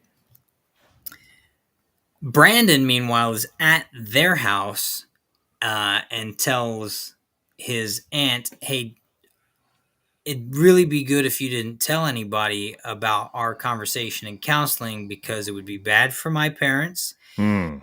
It'd be bad for me. Mm. It would be really bad for you." And the Mhm. aunt does not take the threat well. This is the first time we're seeing him like out of his way threaten family. Like Yeah, his and disconnection from family is like, whoa. And then the aunt behaves a little odd too because he goes, "I guess I'll walk home." And I'm thinking, it's a walk. You're in Kansas, middle of nowhere. Houses aren't necessarily close, even if you're close. She didn't respond like a human would. That's my issue with the movie. As we start getting here, people start acting like they're in a horror film. This is your Right. nephew. He walked all the way out here. You're not acting like this is your aunt and a kid you practically raised. You're acting Right. like you're in a horror But film. you're also not acting like you're threatened by him, even if he's a 12-year-old. Even if he's being threatened, he's threatening. He's a child, and so I don't and know that he's been your sweet Brandon for the last 12 years. exactly. He's been acting weird this week. Yes, But yeah. And so this is where the way the aunt responded felt weird to me because she sent her nephew walking home in the dark, which I assumed was at least a few miles Right. Yes. in the middle of the night. Walk. Anyone with family actually loved you halfway would have been like, "Get in the car. I'm taking Yeah, you you home, get- or you're getting let me in the- call your mom." Yeah, you're the Oh, yeah. you're the adult. You be the authority. All Like right, I you're said, getting in they your wrote car. her to be Exactly. they wrote her to be in a horror film, not to be the aunt of this kid. Right. And yeah, exactly. So I'm a little the behavioral plausible deniability starts going out the window here for me, right? Yes. I'm like, I don't buy that one. It's just not human behavior there. If they wrote Not- if they wrote the aunt the way they should have wrote her, then honestly, I believe that she should have been one messed up in the car and not the husband. The uncle acted how he should have, how a real person Right. would act. He was So like, they- "I'm they getting up should've- outta here." They should have just gave that to her. Right. Yeah. Right. Yeah. So then what happens is the whole turn of events here are weird actually because the uncle Oh wait, gets, did you skip the massacre in the diner? You want to talk about Oh yeah. did that when happen he- already? that? Was his first suspected kill. You're right. Yeah. I did. I skipped it. So after His first display of powers. after he breaks the girl's hand, he goes back to her room again in the middle of the night, and he brings flowers and he says, "I want you to know I'm special, and you're the only person who I'm That was trusting his- with this." That was And- his Clark Kent and That Lana is it. Lane. Yo, it's Yeah. literally the backwards version of that conversation. And she says, My mom "My said I'm mom not doesn't supposed to- want me to talk to you," and he says, I'll take "I'll care fix Say that." less. Say less. of it. Hold my beer. I'll be right back. Cut to the mom is finishing up her shift at the diner, locks up. She's going through the cash register, and then Brandon, who's been making this insignia, which is double B's kind of inverted in a mirror, which again is reminiscent of what we're looking at. What you're talking about, Lawrence? This mirror image, this backwards mirror image of a thing, right? Mm-hmm. Just literally his insignia is the story being inverted. And so, anyways, it's all over the windows of the diner. And the lights start spazzing out, and the mom's like, of the girl starts getting scared. And this doesn't make much sense, but they got a halogen light with no cover over it, and it's flickering, and she looks up, and it explodes, and it goes straight into her eye. And this is a very, it's it's very Saw-esque. It's horror movie. It's graphic, and she pulls the thing out of her eye, and the way they shoot the next part, half of it's kind of like got a red filter over it from like the blood, and the other half is clear, which is, I guess, odd because maybe you'd close the eye and you just have the one eye, but she's looking through both eyes. And Brandon starts showing up, and at this point, he's donned a hood that he's made out of his baby blanket that the mom wrapped him in, and he's also turned that blanket into a cape. And talk about it, Jack. Talk about the parallels to the fact that Right. that's literally Superman's cape, what he was wrapped in. Yes. And the fact that Superman goes out of his way to never wear a mask on purpose. They need to see my face. They need to know that I'm just like them. Whereas this version is I'm not like you. Well, but the funny thing about this version is it's also insect-esque. It's almost like the head of a bee. It the is. way the thing comes down. Mm-hmm. And so they're going back to that imagery they set up in the beginning of the film. Anyway, he's got something to say to that waitress Ma, and it ain't pleasant. He heat visions. Wait, this is weird. She locks herself in the freezer. Yeah, but on the outside, so he could have just opened it regularly. Like she wasn't safe in there. She locked it. He wanted to show off these powers. Like, I don't care what you do. But I'm like, but I know she's not having logic right now because she's running for her life. But it's like, he can just unlock it. You didn't. Didn't. So he cuts it in half and then blows it open.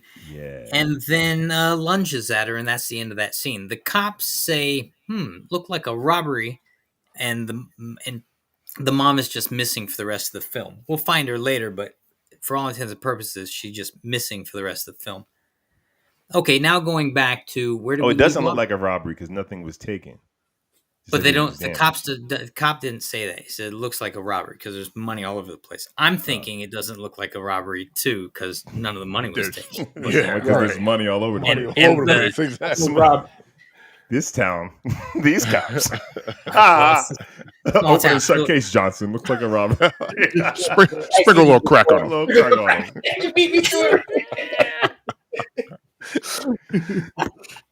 So Brandon is going after his aunt, right? The uncle shows up. It does what any respectable person in a relationship does after a night of debauchery. He brushes his teeth before headed to bed, but he notices something in the closet, opens the thing, sees Brandon, and behaves normally. Yeah. He goes, "What the hell are you doing in here?" This brought the movie back to me. This is like, okay, now we're back in a good movie. The kid lies, and the uncle says, "What are you lying to me for?" Essentially, and he goes, "I'm taking your ass home." Yeah, get in the truck, kid down. Brandon. Don't walk home. Don't walk home 10 miles in the dark. I'll drive you home. Taking you home like a responsible adult. He marches the kid downstairs, opens the door, and Brandon says, please don't tell my parents." And the uncle says, "Tell your parents going to be the least of the things you got to worry about me doing." And Brandon slams him, with Superman strength into the garage and disappears. Now, the uncle is petrified with fear, and for some weird reason, instantly gets in his car and starts driving down the road. Now, the next scene that ensues is another homage to the Superman comics. Yeah. Do you know what it is? Catching the car? No way. Yeah, Action Comics #1, but man, it gets disturbing because essentially what happens is Brandon smashes the window. He short circuits the car. He's kind of got Superboy powers, right? Superboy can mess with mechanics. I don't think he's doing it intentionally. I think it's just the way his body is responding to him using his powers. I think so. It seems like with the electro stuff, it seems like it responds to like his attitude or his mood. Because when you notice the lights were flickering when he got the gun for his birthday. Yeah, because he was mad. He was getting upset. So I think that he kind of control the madder he gets, the more things get messed up electro wise. I mean, I have one of them little bug zapper things, and whenever I plug that in, like next to my food scale, the scale flickers, and it makes sense. Like if Superman is a solar battery radiating energy, when he expends it, you might see something in the atmosphere shift or change electromagnetically. He's a solar. He's a walking solar battery. That's possible, Jack. You can plug something in. You can No, interview. my Remember when he question had is, the why is Nextel? his bug zapper next to his food scale? You put the bug zapper in the kitchen and you go to sleep. So like, Right. That makes sense. Remember the Nextel? You used to have a Nextel, and you used to know the Nextel would ring because any speaker would like really buzz. yo, dial up. You start making that sound on different things. And Superman is a solar battery. He would radiate crazy amounts of energy, which probably should disrupt some things. This movie's probably more accurate to how his powers would be going on in real life. Yeah. Thing Okay. should have been messing up in that office all the time. Like, Like wait, every what? time Clark is like, "There's trouble," the power goes out. Like, why does it go out every time? Yeah. Superman. How many articles have been deleted because Clark is in the room? Because Clark walks in. He walks in, whole articles are done. What are we gonna do? But that's and that's probably something I can imagine that Clark would have to learn to control. I got to have to. control myself. If I get anxious or hype and my heart rate goes up, my energy expenditure starts to rise, which would mess stuff up. Yeah. Jack, you don't want to buy it, but you buy it. No, it's good, man. It could be in Remember there. in It's the not 90s? canon, ladies and gentlemen. It's not canon. But remember in the 90s where they gave Superman, like, they try to justify why his suit doesn't get torn up, but his cape does? Like, he they emits gave him an a force aura field. around him. Yes. Yeah. What do you want me to tell you? There's a lot of going on in comic book mythos. So, Brandon, right, he's chasing after the uncle. He stalls the car. The car takes off again. Brandon's not. Oh no, the car actually never starts back up again. It just starts going upside down because Brandon's got it by the tail. He lifts it a good 100 feet in the air, maybe, and then drops it. Drops it. Yo, man, the uncle's instincts were not very good because instead of bracing for any kind of impact, he kind of opens his mouth and screams, and he eats the steering wheel. I mean, he in eats the steering his wheel. defense, who's prepared for that? Yeah, it's about as disturbing an image as this movie has to offer, and he's trying to like keep his jaw in place. Brandon comes up, scoops up some blood, and makes his BB But he was insignia. also like intrigued by just the anatomy of it too. Oh yeah, like he looked at it like it's gross. It's gross. Cut to the mom and dad get a phone call. It's the aunt telling them that he's dead. They found him. They blamed the dad because the dad was there at the bar and he had been drinking, and the dad's like, he only had like 2 beers. And they're like, well, it's kind of your fault. The dad obviously starts instantly putting his scenario together. The police are the detective is looking at pictures from the crime scene. Good cop in this small town.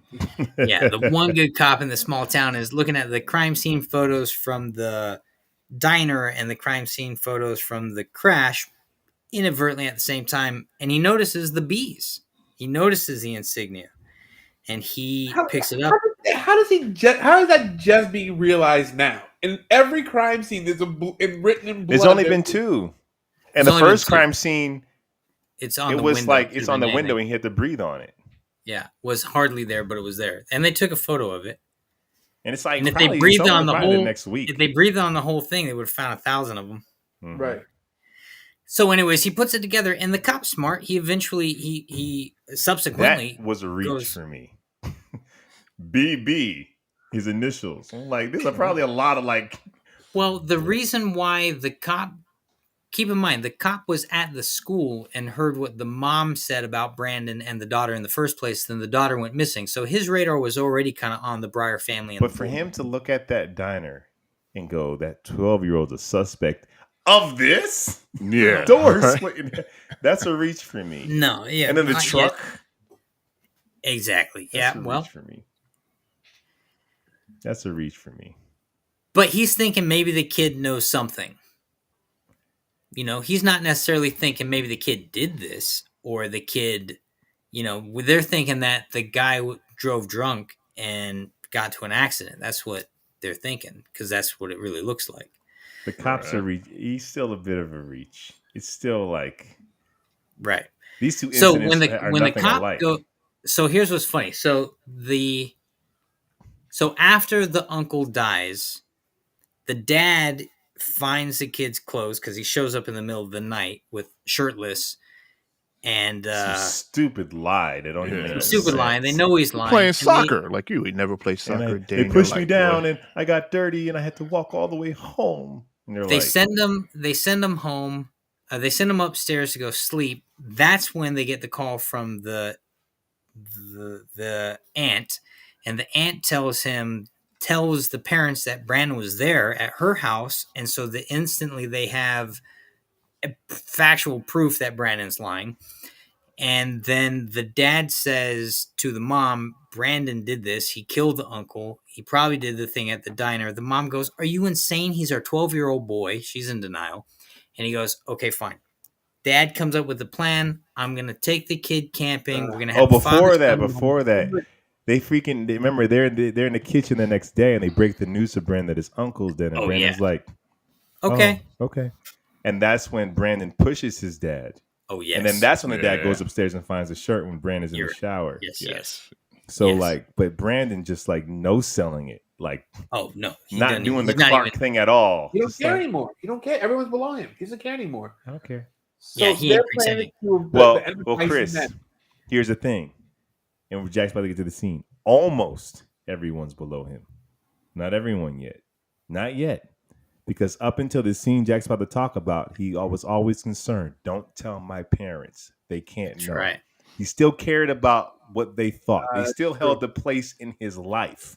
That's right. Until the dad decides to tells the wife, "I'm going to take the kid camping, and we're going to have a man-to-man talk, heart to heart." What he doesn't tell the wife is, "I'm planning on killing the kid while we're camping." The kid is looking at deer tracks. Details, Jack. Sometimes you just don't give your wife all the details. Right. We're going out. We're going out. No, you don't worry about what we're doing. That's why you never trust the kid with the husband. So but wait, and Jack, as you get into this, what this movie does so well is that I love the parents, and I love Brandon with the parents so much. I'm hoping for redemption this whole film. I'm hoping that they find another way. I'm hoping that the dad looks at his son and there's a moment where, at least with them, like, I'm hoping it doesn't go this way the entire time, which is great. This was great about this movie. We have a moment. Go ahead, Jack. Go ahead. Well, no, but what I was going to say, I agree. And even after this scene, there seems to be that option almost, right? And so the dad shoots the kid in the back of the head. Wait, before that, we think we have a moment because we see that one tear roll down. Because it's still his son. It's still his son. Still raising him. We think we're going to get a redemption. But as a dad, and this might be a dad thing. Any women chime in if you've seen this in the comments. Let me know what the mother's point of view. But like, as a dad with your son, you feel responsible. Like, anyone that Brandon has killed, it's on you. He's my son. Like, I'm responsible. I lived in denial. I kept this part of him a secret. This is on me, and it's on me to fix. But so he hunting rifle shoots the kid in the back of the head. Wait. Can we talk how Brandon like took that shot? Like, he said, "Boom." He was like, "What? It's like, mother, did you just shoot?" He looked at him like, "Are you crazy?" But the heartbreak in Brandon's eyes too. Oh yeah. Dude. Oh yeah. And that's when Brandon's humanity shut off completely. Well, it did, because his dad just tried to kill him. And for all Brandon knows, his mom and dad set this up. And for all Brandon knows, his dad maybe could have killed him. You know? He doesn't. And certainly the dad thought he was killing him. And much to the father's surprise. Well, what's interesting is going to the end of the film when Brandon does, we'll get there, what he does to his mom. The look on his face is almost with a smirk, almost like I have now arrived. But when he kills his father, it's rage, it's pain, it's emotion, it's you betrayed betrayal. me. Right. Yeah. But when he kills his mom, it's almost like an freedom. Acceptance of who I am. Yeah. Which is so interesting. Everyone's got to fly the nest eventually. Yeah. That's kind of So, But this is when needless. he broke back. I mean, because like I said before, he cared about his parents knowing. He doesn't want them to know. He doesn't. Right. Don't tell my parents. Like he cares. And then when he doesn't care no more, Yeah. we about to All see. bets are off. We about to see what happens when he Well, don't care no and- little more. bit the that was father- holding him back is gone now. That's Which it. is a parallel. You see Superman in these movies, and it always goes back to the way he was raised. My parents instilled these values in me. My dad said, if you can do good, you ought to do good, and that's the only reason to do good. He is who he is because of how he was raised on that farm. Brandon, it's the same way. And when his parents betray him, that's this full evolution to villainy. Well, He was Yes. already a I mean, bad almost, seed. but almost rightfully so, because I think like you're this kid that's getting powers, you don't know how to deal with these powers, and then the people you trust the most in the world has betrayed you. Well, see, and let's go. that's kind of not what's going on in this film, though. The kid is almost programmed to do this thing, and his programming starts kicking on. Well, what's interesting is when he finds out about the ship, he has Right. a similar reaction that Clark did, but it took another turn. But people don't like Superman. People who hate on Superman because they're like, how can he just be so good? He's just good. Why is he so good? When these directors, Zack Snyder, try to come up with reasons why he's good, it's like, no, he's actually just born this way. He's just good. What's cool about Brandon is, why is he so bad? It jumps the shark. No, he's actually just born this way. When he gets his powers and it kicks in, it's inevitable. The same way it's inevitable that Superman is pure good, the same way it's inevitable that Brandon is pure bad. It's almost like Omni-Man-esque, where this was his destiny. This was always what he was meant to But be. It is his destiny. But it's not Omni-Man. Because when you look at Omni-Man, he's following a code that he believes in. And you read the comics, you go further, you find out how conflicted he is. Brandon is as bad as Superman is good. Just by nature. Nothing you can do about it. And his parents betraying him the same way that Kent's loving Clark took that goodness in him and magnified it. The same way Brandon's parents betraying him took that badness in him and magnified it. Oh, he magnified it in his father's face. I won't say Okay. Well, magnify so- is good, but I would say Wait, I gotta pause that. I didn't hear it the way you gave it. Pause. I heard it a different way. I would say once he lost that trust from the parents, that he just had no more attachments, and he could just do what he wants now. Yeah. Well, we're in the 11th hour of the film at this point. So he kills his father by laser blasting his face off. And then the mom gets the visit from the police sheriff, who shows the mom the double B at the uncle's crash. And the mom, having seen Brandon's sketches, obviously, runs up to his room, finds his notebook where, I mean, the kid's actually just been drawing,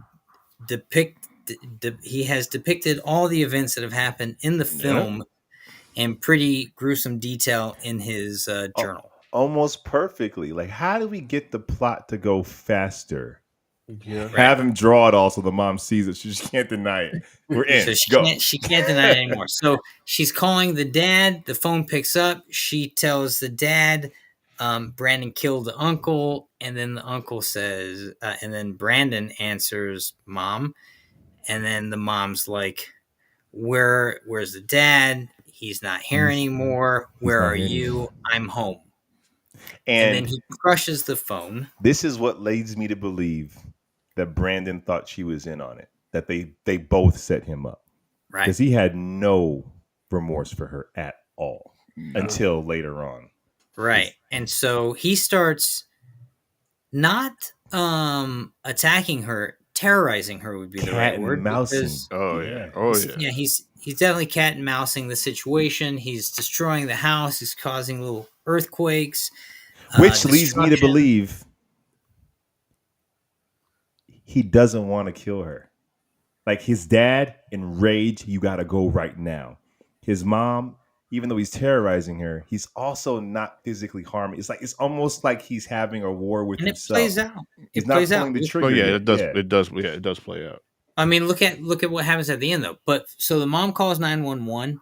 Cops show up. Wait, really quickly. 911, but they took forever to answer. I'm like, Forever, bro. Is no one gonna? Ever. What's the population in this? Like, somebody pick up the phone. It's like 4 rings and they answer, but they show up really quick. Like, They show up quicker than they answer. yeah. Wow. The cops walk up to the house. The head detective, the only good detective in town, he's obliterated by a quickly moving Brandon. I mean, Which is funny because Henry Cavill did the same thing in the beginning of Batman v Superman. Just took that guy through a wall, and he was fine.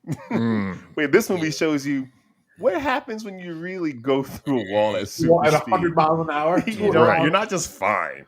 No. yeah, he obliterated. There wasn't much left of the head sheriff. His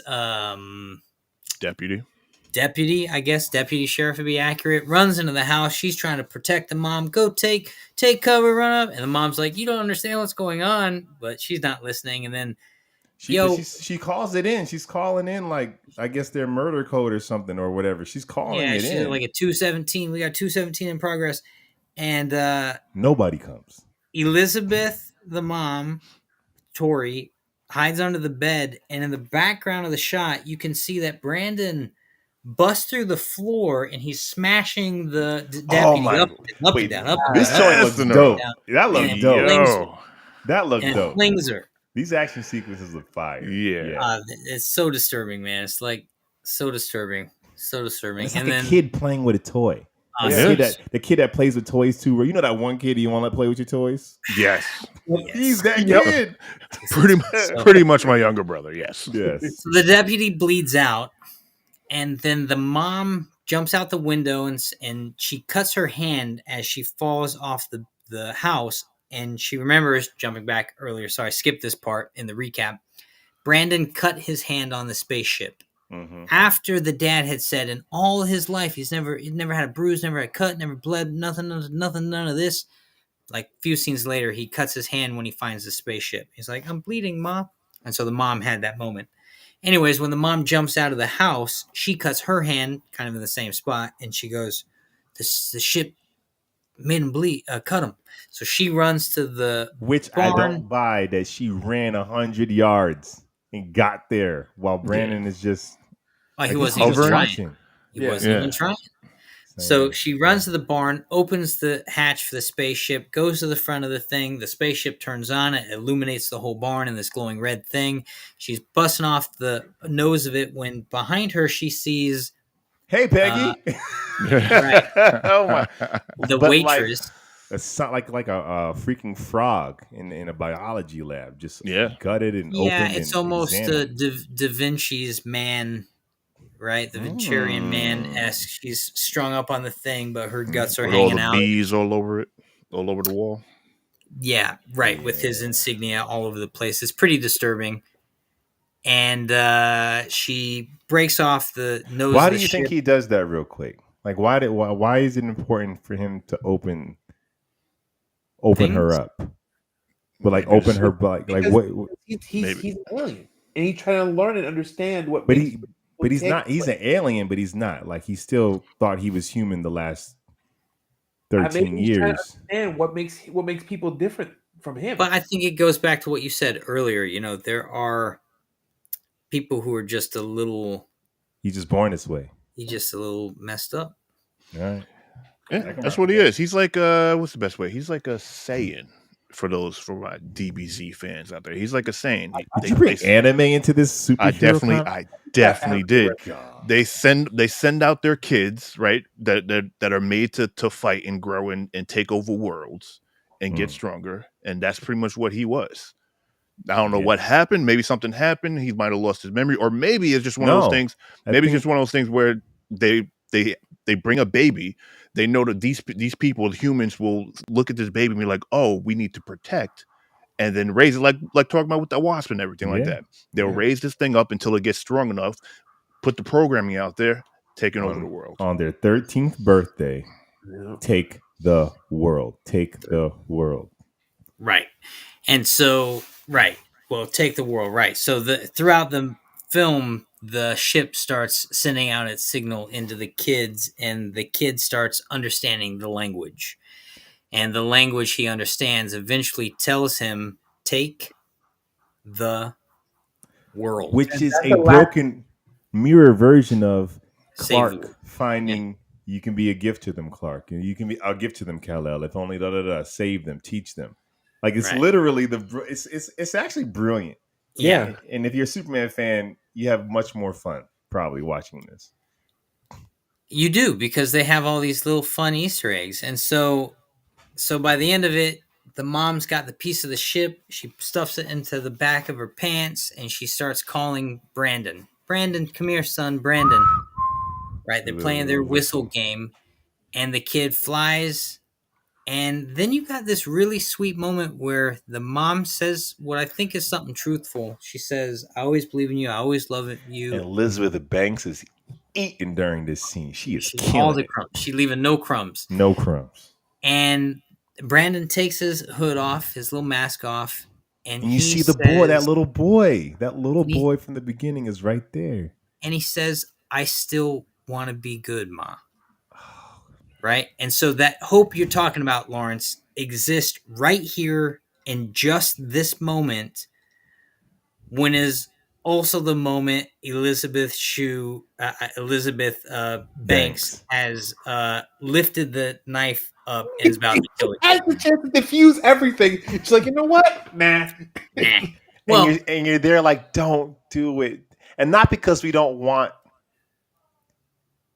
because we see that maybe this can work. And we're fools for thinking as though he's done way too much. Nah. But in this moment, we're still like, maybe. If maybe. anything, if he would have spared her, she would have been like just like off to the side. She would not be. She'd be untouchable. You know, that person that you can't mess with.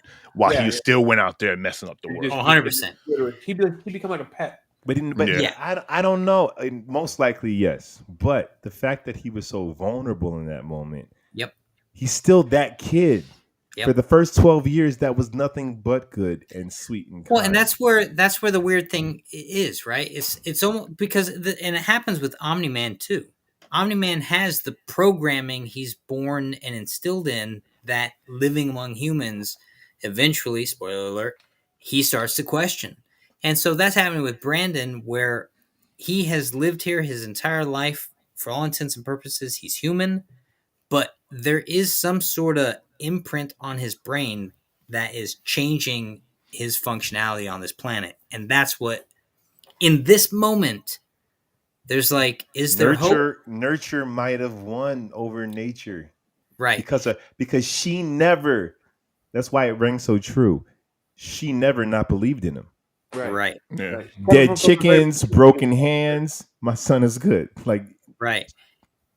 And he says it here. He goes, I want to be good, Mom. I still want to be good. And he says, I want to be good, Mom.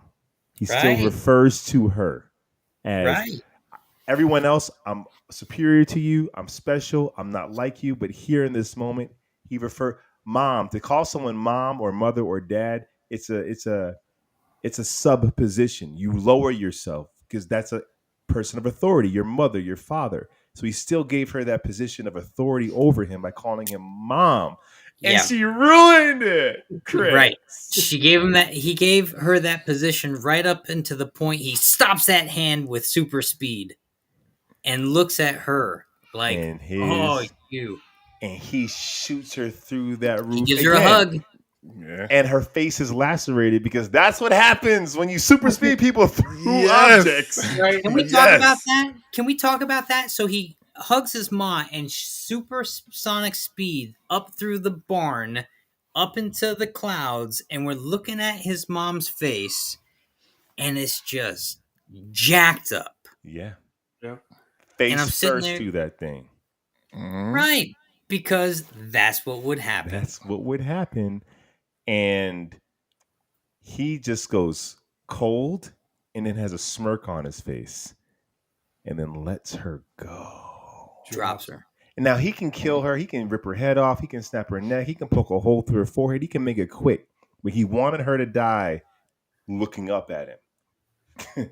Like, you are lesser. You're going to watch me above you as you hit the ground. Think about what you did before you die. Yep. And then Think about who opportunity I am. strikes. Literally. Yo. A plane just happens to be coming. It's a bird. It's a plane, Jack. Most of the time, Superman's first saves depicted in the comics before he becomes Superman. He's either saving a helicopter, a plane, a space shuttle. It's always some type of airline. You know, everyone, flying is still the safest way to travel. Like, literally, they gave Christopher Reeve that line. Well, guess what, Christopher Reeve? It ain't. Not when you got Brandon Breyer in the sky. And so Brandon makes the whole thing look like a horrible plane wreck on top of his house. That's that mastermind. Criminal. And As he he's talked sitting there about his eating a cookie. intelligence. If anything, I say his intelligence was his first superpower. Yeah. How Right. intelligent he Well, is. actually, and then that's the end of the movie, and then we get a post kind of mid-credit scene. Well, Michael Rooker. I saw him in Target last week, by the way.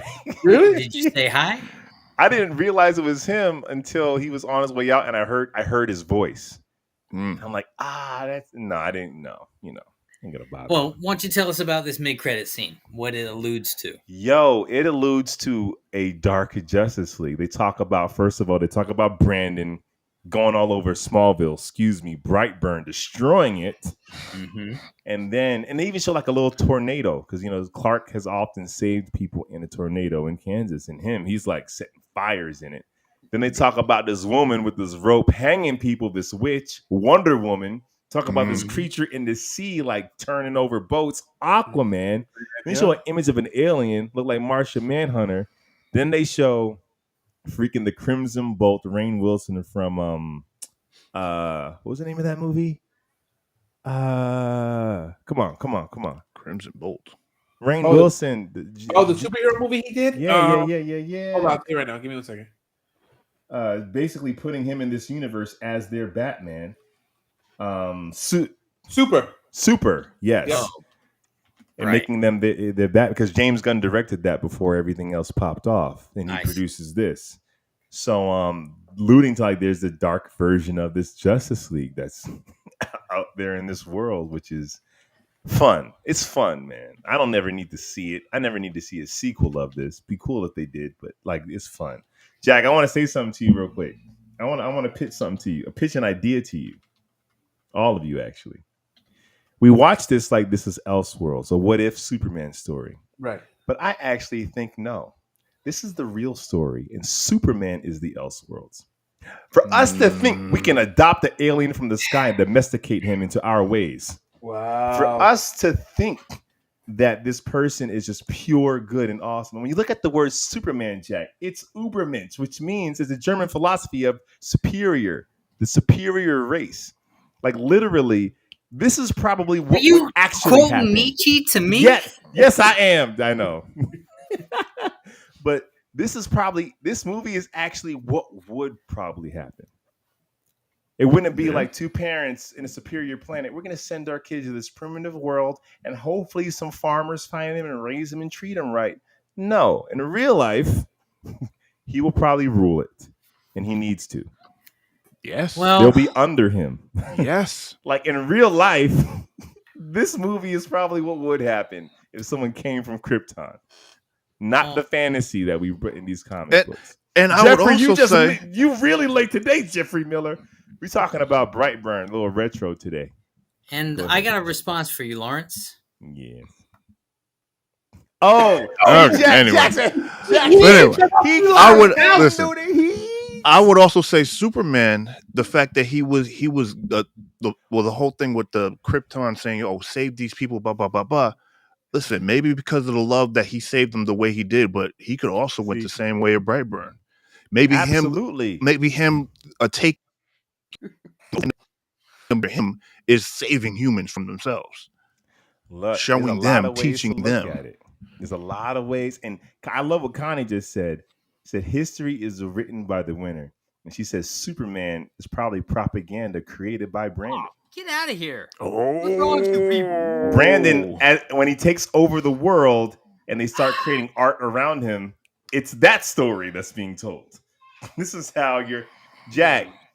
Jack, you're crazy if you think that Superman is not the What If comic. This is why Lawrence is a Batman fan, not a Superman fan. Right. This is a story of stop trying to domesticate these creatures and these animals. Like you trying to take this lion and treat it like it's a your cat. kitten in your backyard. Stop it. City and the what's the word I'm looking for? The audacity and the entitlement to think you can take this baby out of spaceship and you can raise him as your own. To think that you can take this creature you know nothing about and just decide to keep him. And your power of love. The audacity. The audacity. That man spitting. Come on. Jeffrey, yes, finally a movie I've seen. It's been a while though. I just remember the brutality of the movie. Right. I mean, it's an awesome telling of what probably would happen. Oh, all right. Should we let's conclude this segment. Are we ranking it? Should we? We can. Do we? Yeah. I mean, we could. I guess. Yeah. All right, let's rank this thing. I'm gonna give it an 8. Like this is off rip. Rich. You are. How am I crazy? 8? I'm giving this an 8. I'm giving it an 8. 8. Yes, yes. Coming into the end, it turned into like a horror movie, or whatever, the big bad monster. But listen, this is what would happen if a superior entity came to this planet and was raised here. This is what was going to happen. You telling me he wouldn't just fall in love with the farm girl next door, Rich? And he would keep his powers a secret? He was being watch his father die in a tornado? He was being programmed by the ship. It was going to happen. Viv says 7. I agree with that 7. Yeah, I'm with a 7. Shut up. You're married to her. You got to sleep with her tomorrow or later on. Who are you talking about? Every day for the rest of my life, Rich. All right. I go with a 7. I feel like the movie stood to do kind of like what the Watchmen comic did, which is kind of like deconstruct the idea of a superhero. And it was on its way to doing that. But then it kind of cashed in its check to just be a horror film. It still wanted to conclude itself in a timely manner, not be an 8-hour film. Right. Like, and so what are you referencing, Jack? And so that kind of puts a time limit on what you're able to play with and what you need, how you need to fast track some of the progression. The fact that there's really not many films in this subgenre. There isn't any. No. That are like we'll get to that in recommendations. Like this, like out of their way, like No, a straight up what if. There is nothing like this. And Right, it's not like The Boys, which is a comic. Like this movie came out to just be what if Superman was born bad. Yeah. Right. It's not a comic. It's nothing. It just exists to be what if. Yeah, I think they made a few short comics after this. Yeah, I'm surprised that we haven't gotten a sequel yet. Of course, it normally takes a few years, even when things pop off. I think a 7 is pretty fair. So 7, 7, 7, 8. We gave the movie a 7. 7.5. Does that nudge it to 7.5 or that keeps it? No, not really. It's just under. Yeah. I wonder because it came out 2019. Then we got hit with the. I don't think we can say it on YouTube, but the beer bug. Yes. That word is also flagged. Yes. Yes. Don't say that time. The way everything shut down. Time. So, according to Screen Rant, there is a sequel in the plan. I'm sure they got the. I'm sure there's already a script. But I mean, is it gonna go? This just came out. This just came out September 16th of 23. Well, I wonder. Like a month ago. I wonder now with The Boys and Homelander and with Invincible, do you need a Brightburn 2? Like, we kind of already seeing it. No, but we're not. Every time we see Homelander actually act out, they pull the punch. We saw. But now he Homelander, can't pull the punch in the next season because he's already how do pretty we much know? set on better than all of them. We haven't been there yet. But what we saw was him mow down an entire freaking football field of people, and then it was a dream. Well, but we also have the Injustice video games. There's a lot of content that has showed us what can happen if there's a bad Superman out there. So like now, if they come out with it, like, what are you going to show me that the other content has it? We never saw a bad version of Smallville, but we've seen bad Superman before. Viv said, "Oh no, not another one." I guess it's not for Don't everybody. be a hater. Really? When you watch it, don't think of it as Superman. Think of it as like a retelling of the movie Carrie. This works like Carrie. The movie Carrie. You guys watch Carrie? They're all gonna laugh at you. No. Yeah. No. Kinda. I mean, kinda. Carrie's great. Sissy Spacek, you guys are ridiculous. No, the movie. I'm saying the movie. Yes, Carrie is great, but this movie kind of works like a Carrie. Like, except Carrie was actually a good person, and the people around her drove her to. Made her crazy. Well, according to Screen Rant, it's in development, and it will introduce the new the Twisted Nightmare superhero. So, Dark Justice League, here we come. So I almost wonder. Hopefully. I don't think it's happening. See, but I'm not sure that that's actually the sequel. I mean, I'm sure if they make a sequel, it's going to be enjoyable. But my question is, what specifically happens with Brandon moving forward? He's gonna be the king of the world. But I mean, that's why I have a hard time imagining it actually coming out. There's been a lot has happened in superhero movies in the genre since 2019. In 2019, when this came out, we were like, what? Now it's like it's common, like bad superheroes doing bad things. Like we see that more. Do we want a whole Justice League equivalent of that? And isn't that what The Boys is? Essentially, yeah. In a sense, yeah. And your monster origin story, cool.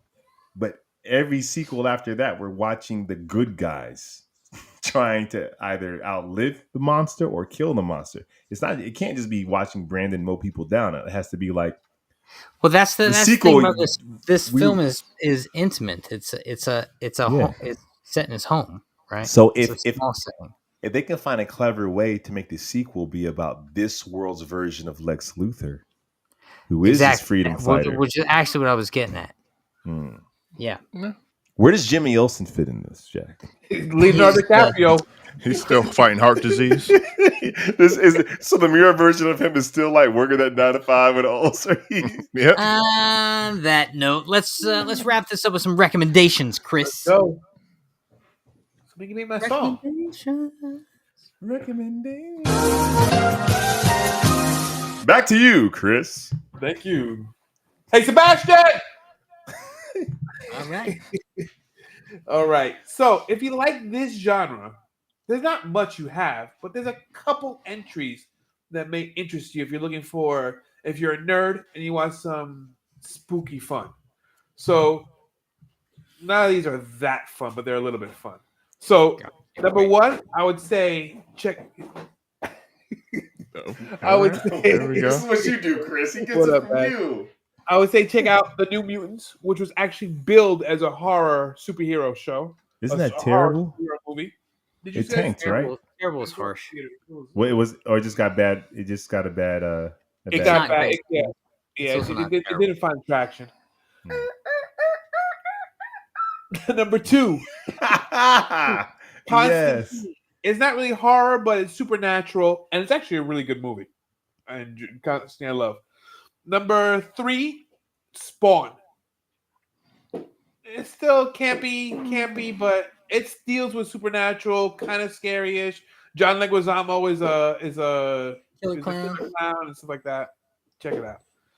And then number four, Hellboy. I'm reaching, but there's not much in this genre.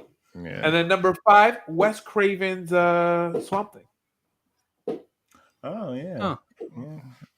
Can I add into this? It's not really a mainstream comic, but for anyone who's ever watched The Guyver, if you want to see horror, The gruesome, Rich, that's straight up body horror movie. Yeah. It is grotesque. It is gross. But I mean, it goes in. Those mutants. Yeah. It goes in. And Connie said something really great. She said Jimmy Olsen would be his helpful sidekick. Brandon's Reinfield. Maybe. Yeah. It's only Connie and me saw and Viv saw Renfield. Renfield. No, I saw Renfield. You saw it in the theaters? Not in theaters. No, no, I I was think not like- going. He's like, you, We paid money to what are you, do that. ridiculous? I saw it on Peacock. All right. All right. So that's Sorry, the Connie. recommendation? I'll try to find better choices for you next time. And Jeff, you barely seen any of the movies we talk about, but check them out. Take those recommendations. Take the recommendation. Did Bash have something he wanted to say? Show? I don't know. He just bounced. But Bashy, you have something you want to show before we go? We're leaving. All right. Well, on that note, ladies and gentlemen, have a lovely holiday week. If you go Happy out trick-or-treating, Halloween. be safe, I be got- smart, I got- have fun. Switch. Look at you. Look at you. I Bash. Bash, you have all the toys. I didn't have All the any of toys. this stuff when I All was the your age. toys. all my games.